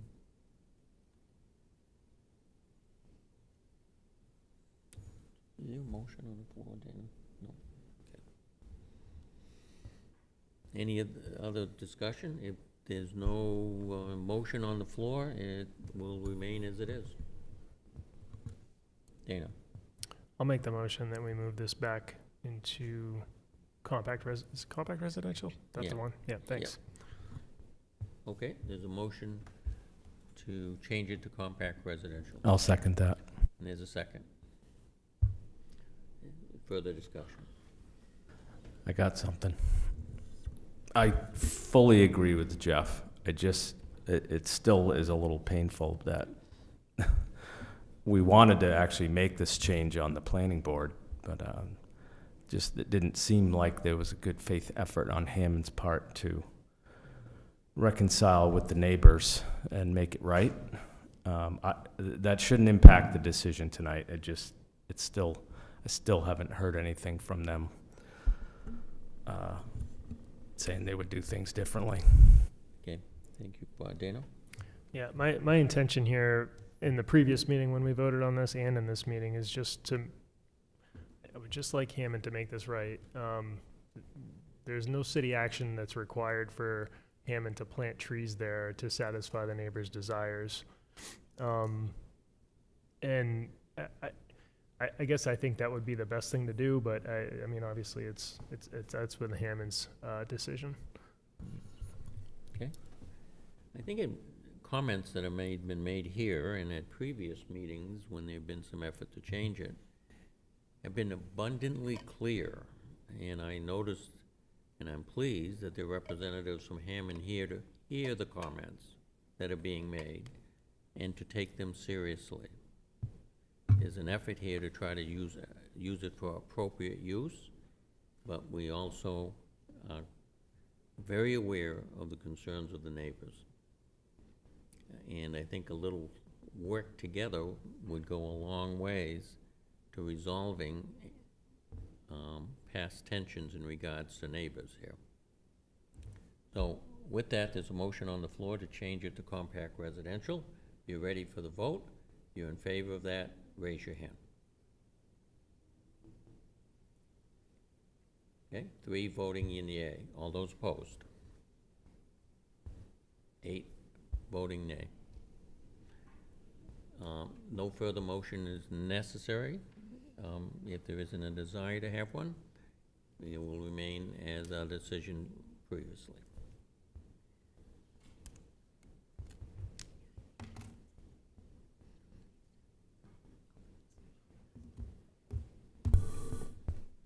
So our next few pages are a result of looking around the map and saying, oh man, we have parcels that are split 3 times. We have parcels that are split between land use categories awkwardly or oddly.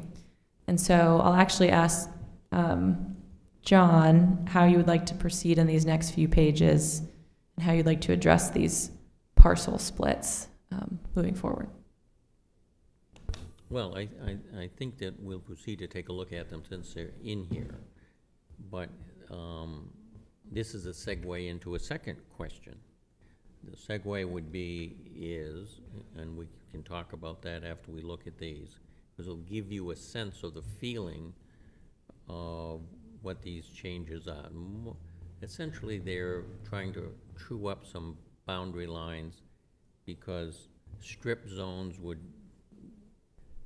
put on a map simply by a distance from the center line of the road. So as a result of that, some of these lots got sort of cut up in a very odd kind of way. And the thought was that since we're doing some of this work, to do that. Now, to the second point, these are not all of the possible kind of odd, I would say insignificance, and they don't change the real use of what the land would be put to. It just cleans them up to true them up with some boundaries. So if it is a pleasure to make some of these changes tonight, rather than us do all of this again, I will be raising a question, if it would be the pleasure further to do more of these, to have the staff take a look at it and then come back and give us some suggestions. So, but that's question 2. We'll stay with number 1, which is going through the maps. So,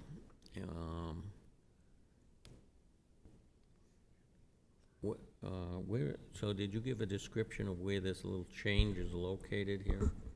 Yes, this Suggested is change. along Pownell Road and Danville Corner Road where the neighborhood transition and rural corridor meet.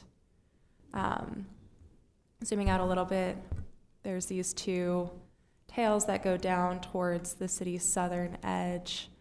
And at the corner of this neighborhood transition and residential corridor, this area today is in your packet, this residential corridor, and the proposed change would be to neighborhood transition just based on where the lot lines and the land use category line up. So right now it's split between yellow, brown, and green. And we're proposing, I think the yellow butts in here. So we're proposing that that triangle be the neighborhood transition. So I mean, in that area, you have a whole bunch of triangles. You've highlighted one of them, but you have a whole bunch of triangles. A lot of triangles. I mean, that specific triangle actually hits 2 lots. Yeah. So are you proposing to just skip the straight line and to move to following lot lines in? So that's For John's second question. So we can move through the triangles that we've captured to stimulate some discussion on how you would like staff to move forward with other triangles and such. Or the question can be, maybe you don't want to true these things Yeah. up. We can leave them as is too. You could, you could leave them as they are. I mean, that's an option. And I think this relates to the public comment that we received from Kim, as well as about a policy direction from the committee on how to approach parcels such as this. So that relates to that question as well. Jeff? Well, certainly on this one, the triangle, it makes sense to make the change because you'd have to go through one land use characteristic area to get to the other one on the same lot. So that seems to make sense. So I think things like that, you may find more of these as you finalize the map. I think it would be fine to make those types of adjustments, and I don't know that we want to keep coming back to the committee every time you find some small thing like that.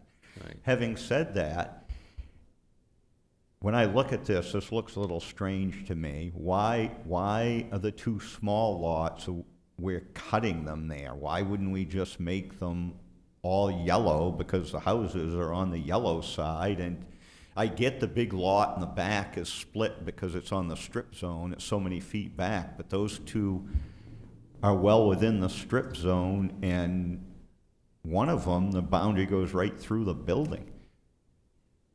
So it would seem like they ought to all be brown, or those 2 lots ought to be brown or yellow, one way or the other. I agree with that. Rick? Yeah, and I look at these lots and I just feel bad for lot owners that could have 3 different zones on one lot. That's just not good. The idea here isn't to move them in a sense that you're trying to do anything significant about No. land use categories. It's just trying to True up. tidy them up so it seems consistent based on where these lots are kind of, where these small areas are kind of split. Matt? So, as I understand your second question, it was, shall we let staff do this Mhm. and then Mm-hmm. give us a single map with all the little changes that we can look at, Yep. and then we can actually move to accept that or to pull one out of it, sort of like a consent agenda. Is that what you're proposing? Yeah, that would be another approach, Matt, and my thought of doing that was, the staff would make some suggested, you would see all of where they are, you would see those maps. And I would not necessarily, as long as we give them direction to go ahead and do that, wouldn't necessarily have to come back and vote on every one of those. The only ones that we would ever bring back is if a committee member said, geez, I've got some questions or concerns. Well, we'll look at that one, but not necessarily every single one, Matt. For a vote, you look at them to see if you concur with it, but you didn't necessarily. DeCarlo? From a staff point of view, totally acceptable. I think there was 2 clarifications that I wanted. Going back on that, the mayor actually said going through one to get to the other that's not available by the existing road. We've already pointed out that is an issue. But the other one that I think we wanted a little bit more feedback on is in some of the strip zones, it gets to a percentage of the lot. Yeah. Of what is this board's pleasure of when we're getting to 50%, 80%, 90%, right? And that is the situation where I think we're looking for a little bit more guidance on, and so we can make these quick decisions from staff on how we should true up these splits as we're talking about. Becky? Yeah, John, thank you. That was kind of leading into my comment that it feels like we should give some guiding principles to the staff before they just then have to randomly make decisions and come back, and that's not what we were thinking. So I liked DeCarlo's idea of it. Is it a percentage? Is it an obstruction? Is it what? The strip, the yellow on our map here, it's yellow behind me, but the strip zone, as I understand, is kind of this is what a strip zone does. Mhm. We didn't make any decisions about it when we put that one there. We just said strip zone, and it did what it did. So some of those have interfered with some of the other uses we were probably intending. So is that what you're asking, that we give some guiding principles to the staff? And Dave? I'll just say that those strip zones are a result of zoning changes in the past that we use the land use categories from. Right, I was just clarifying, strip zones have some distance Mm-hmm. ratios to them, correct? Yes, that's right. And then split zones are the splits between 2 different zones. Yeah. I would just suggest that one of the guiding principles for staff when you do this exercise is to maintain the width of the strip zones from the center line of the road. That was something that we went through years ago in council, probably 6 years ago is my guess. And I think that one's been properly vetted by the public. So let's keep that the way it is. But when you're looking at the width, the length of the strip zone and like how it cuts a parcel, I'm open. Jeff?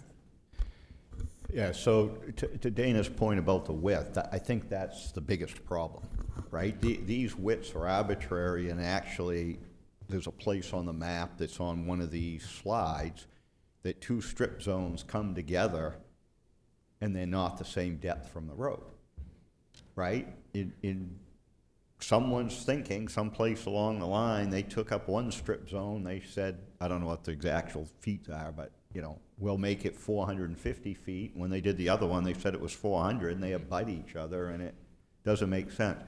So this is a really good example right here. If you look in the middle of this slide, where that strip zone comes, I think if the staff's doing that,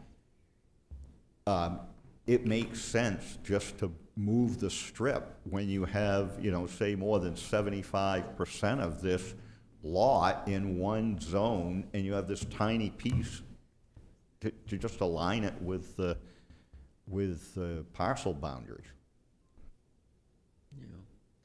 But to get to that direction that DeCarlo would talk about, I mean, the intention here isn't, if you go, some of these lots are fairly large and extend back.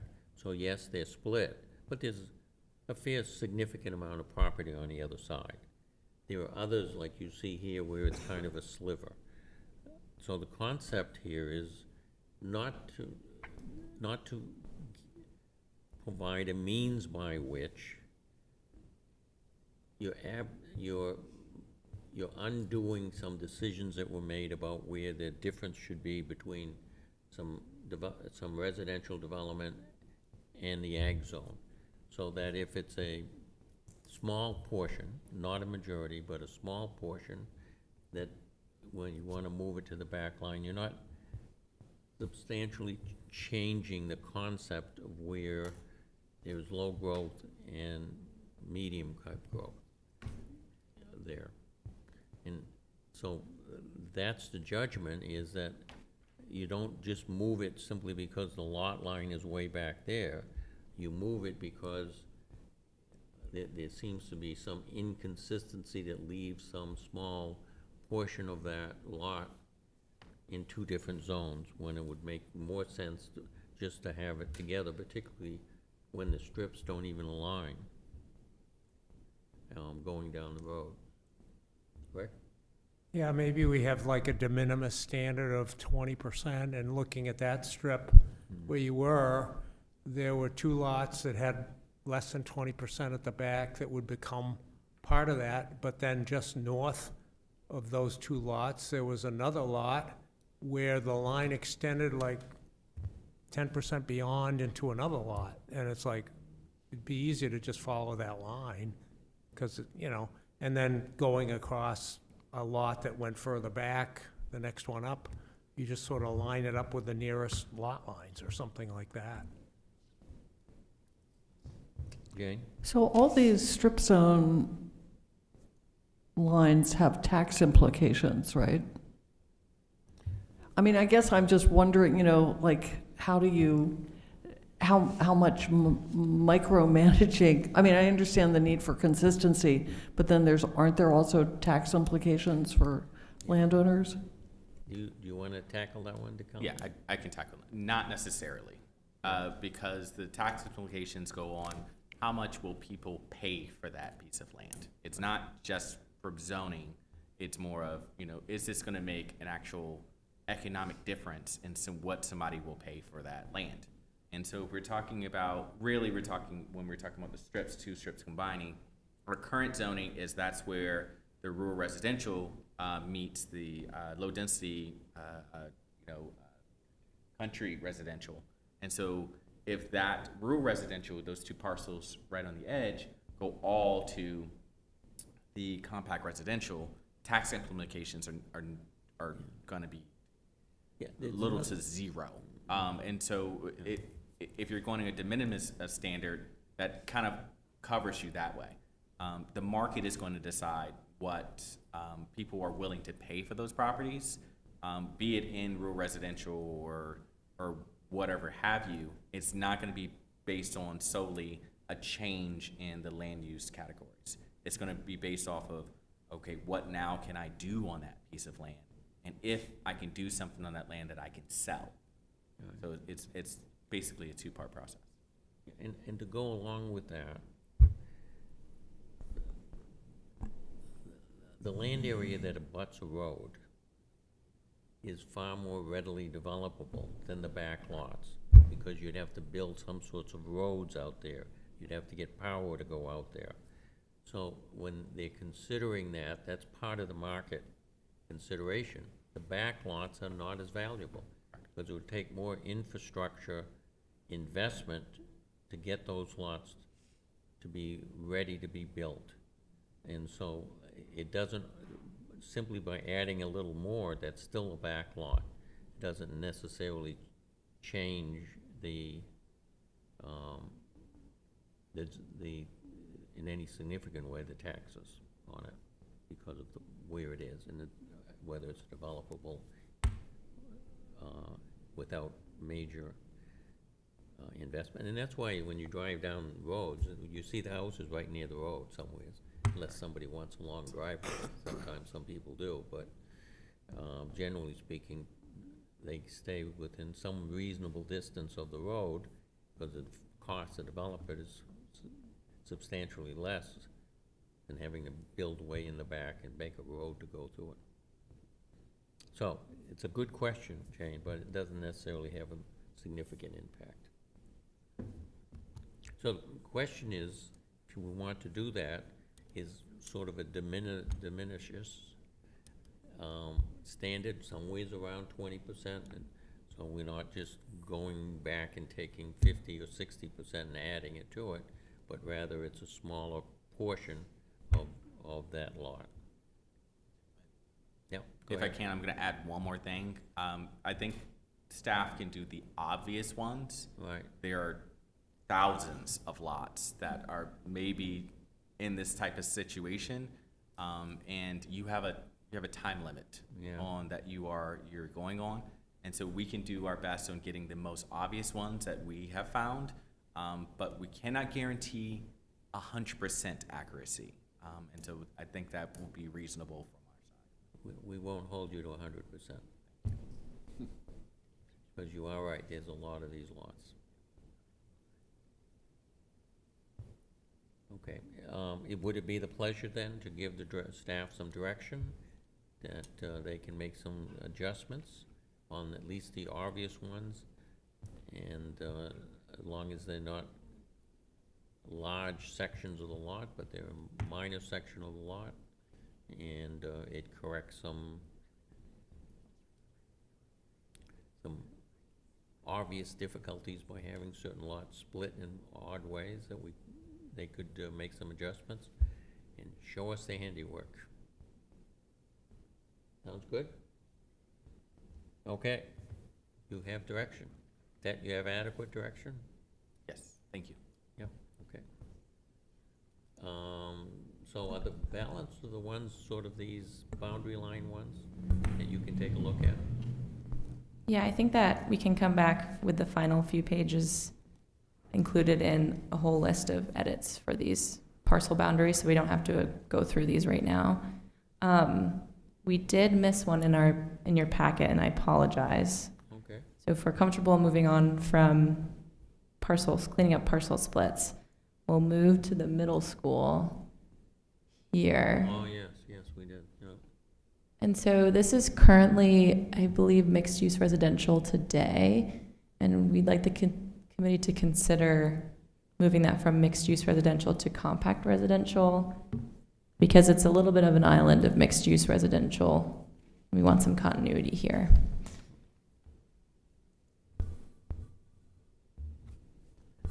So, this is off Court Street, near Taylor Brook. Dawes and Allen Avenue are in that middle compact area that we changed. And then on the other side is the middle school area. That's mixed-use residential. So that area that's currently white on the map that you're looking on the screen are those large lots, and primarily large lots, that has very little access from Court Street. And the concept here is, would it make more sense, since it's more or less surrounded by compact residential, to make those compact residential as well, or make that area compact residential? Jeff? So I'd make a couple of comments about this. So those two large lots that border Taylor Brook are only accessible from a very, very narrow strip of land directly up against the bridge where Taylor Brook goes under Court Street. That's your only access to those lots back there. So it doesn't seem that you would want the higher density for a mixed-use neighborhood in that area that has very restricted access to it. When you get up on the other side, the back part of that lot's already compact residential, and the ones that border the street have houses on them now. So I don't know how we would support the higher density mixed-use neighborhood in that area and how traffic could get in and out of that to service that. Questions? Further thoughts? Rick? Doesn't that also have pretty steep topography, too? I mean, I'm not familiar exactly with the land, but it seems like it would be pretty steep in there. Yeah. Yes, I think that is correct, Rick.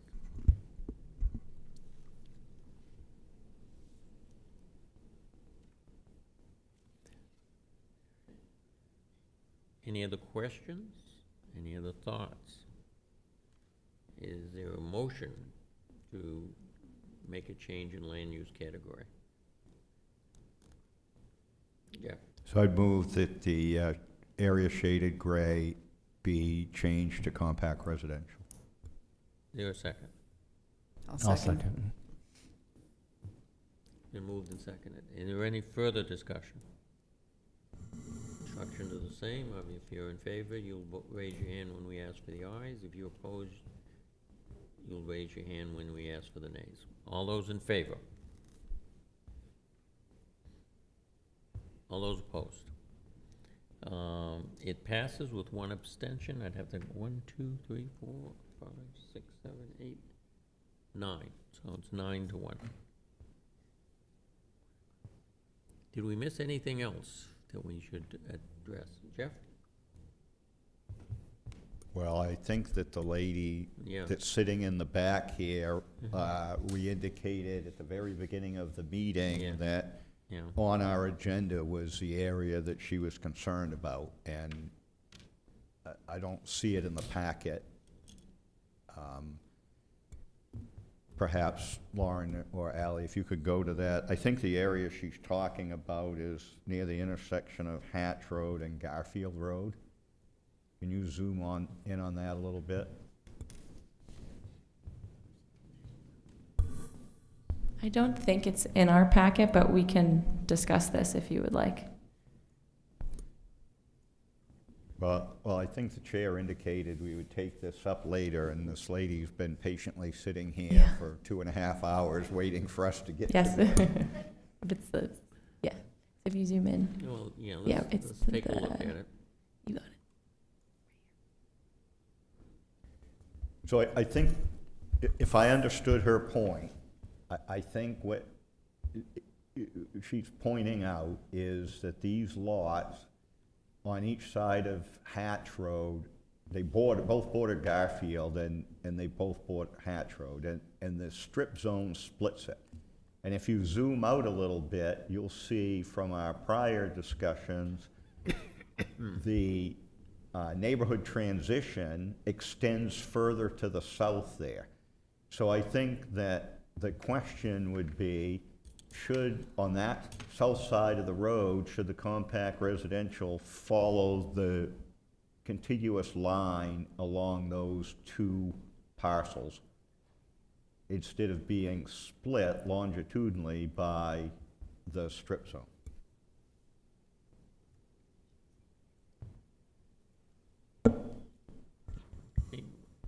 Yes, Ally. I'll note the colors are similar. This is residential corridor, so a moderate growth area, just so that the committee's, this is currently moderate growth, and then this is agriculture.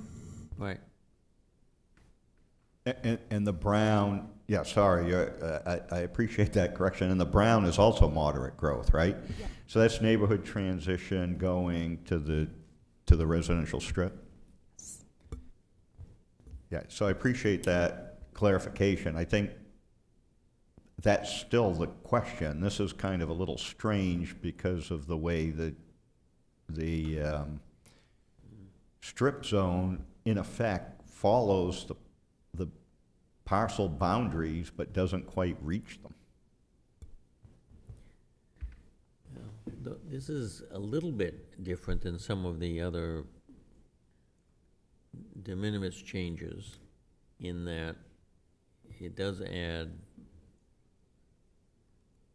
I don't know, can't tell by the size, but it adds a chunk of, it changes a chunk of the agricultural to rural residential strip area. Although it lines itself a little bit more with the transitional zone that's abuts the rural residential zone. So this is a little bit more of a change than just the de minimis one, although it can be argued that it seems to be more consistent with aligning it up with the lines with the transition area a little bit more. So this is a judgment one. This is not like this is not immediately obvious to me. Although I certainly understand why the owner would want to make a change. It's not just as immediately obvious, though there's an argument to be made for it. Dana? Yeah, I think I'll just point out I just finished saying that, within the last 6 years, we public process went right through the strip zones and whether we should extend them. Now, I think the thing that's different here, and I'm not really sure exactly how I feel about it, is that there's a direct street through this parcel that would go through the strip zone. And so I don't think there's another area in the city that has this exact circumstance. So yeah, it's a tricky one. Yeah, Dana's point's a good one. Typically what we see with the strip zones is you would flip those lots 90 degrees, right? And they go in long ways from the street instead of along like you see here with Garfield Road. So it ends up with a very different type of split than what we've typically been seeing in strip zones.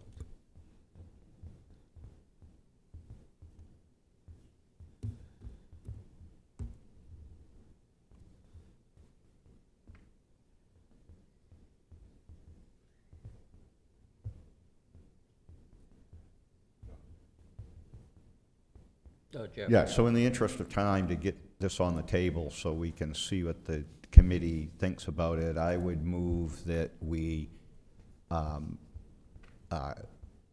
remove the split in these lots and make both of the lots on each side of Hatch Road bordering Garfield compact strip, compact corridor. Is that correct? Residential corridor. Sorry, I got it now. Thank you. I second that.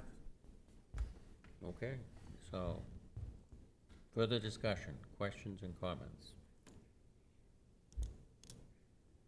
Yeah, that's helpful, Ally, just outline them so we see what we're looking at.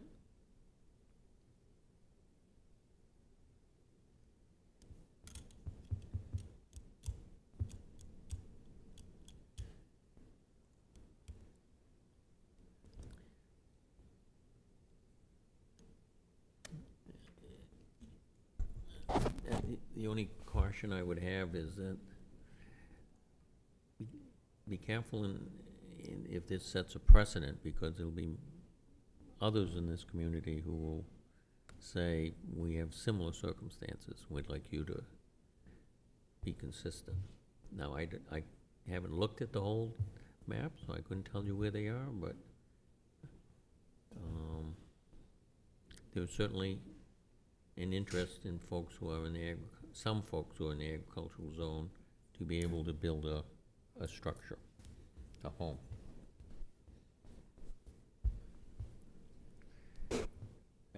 I mean, I guess looking at this for me, that there still is the opportunity to build a home on both of these, so I think that, there's plenty of frontage that's not in the ag zone, so it works for me. I'm sorry, what was your point then? I didn't quite understand your point. I think this is a change that is okay for me, so. The change is okay, Yeah. all right. Any other questions? All right, you ready for the question? If you're in favor of making this particular change, of extending that rural residential area, you'll vote aye. If you're opposed, you'll vote nay. All those in favor of making the change?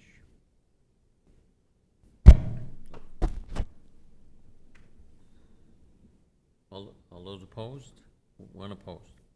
Okay, so I believe it's lost a member, so it's 9-1 in favor. Anything else? Any other business, any other land use changes here?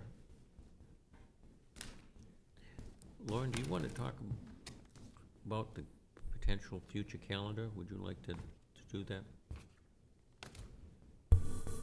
Yes, so our next meetings will be August 18th, the 25th, and the 9th. And on August 18th, and in your committee packet beforehand, I'll have a schedule of what the adoption process can look like in a perfect world. So you kind of have a vision from August to December is what we're thinking.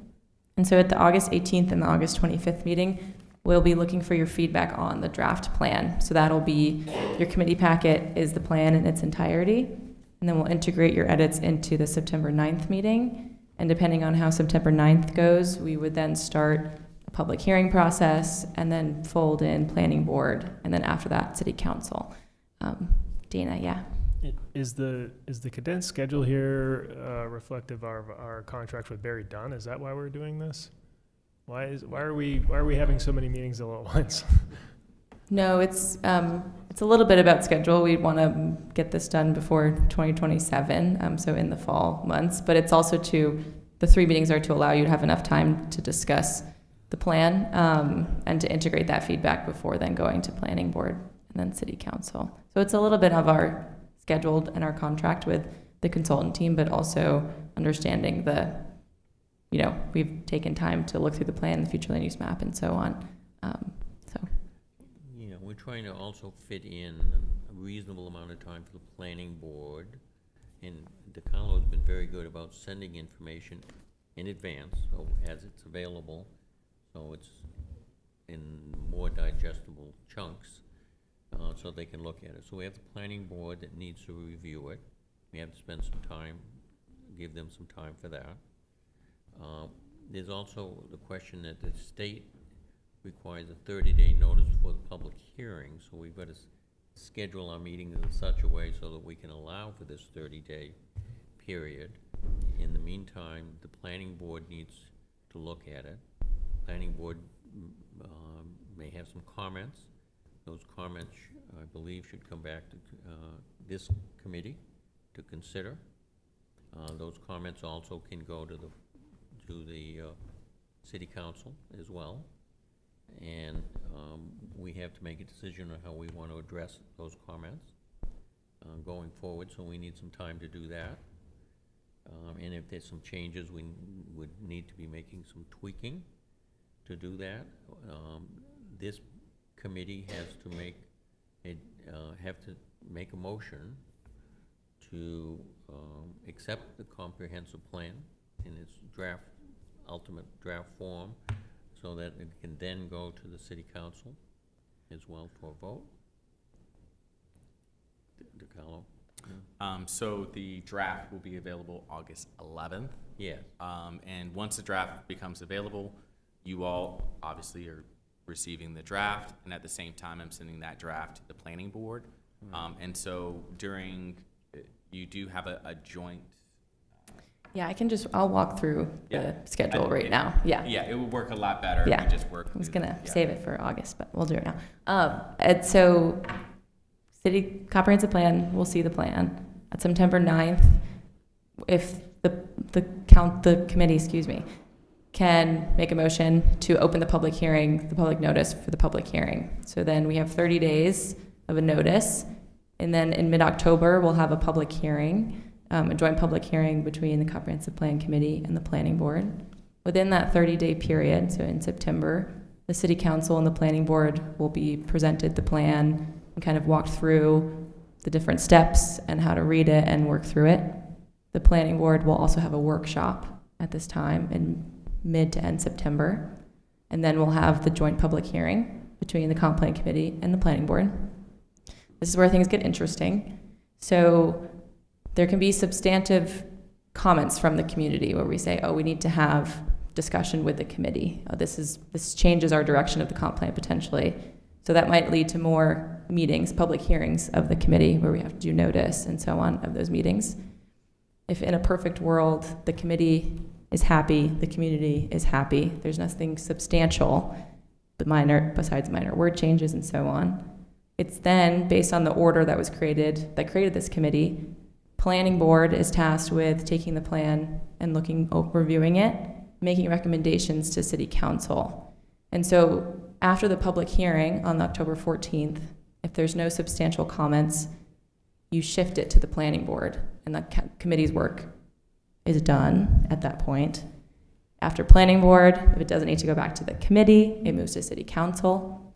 If City Council says, we want the committee to talk more about X, Y, and Z, we'll meet again. But if that doesn't happen, effectively your last meeting would be potentially October 14th, the public hearing day. Yeah, just sort of summarize this.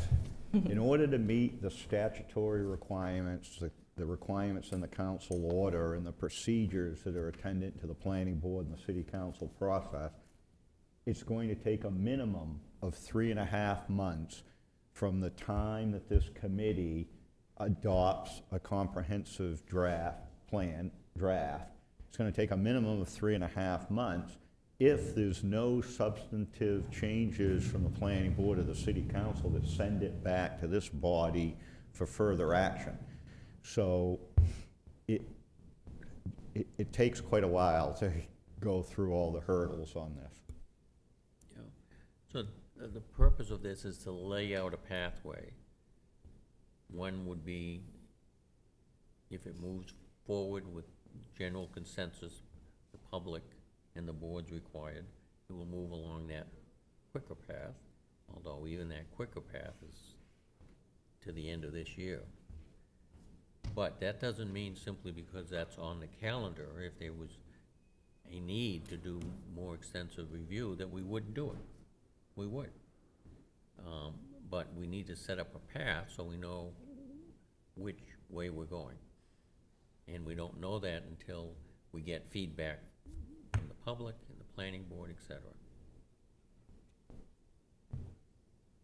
So that's why we wanted to work with sort of setting out a calendar to meet all of the, as Jeff said, requirements locally and at the state.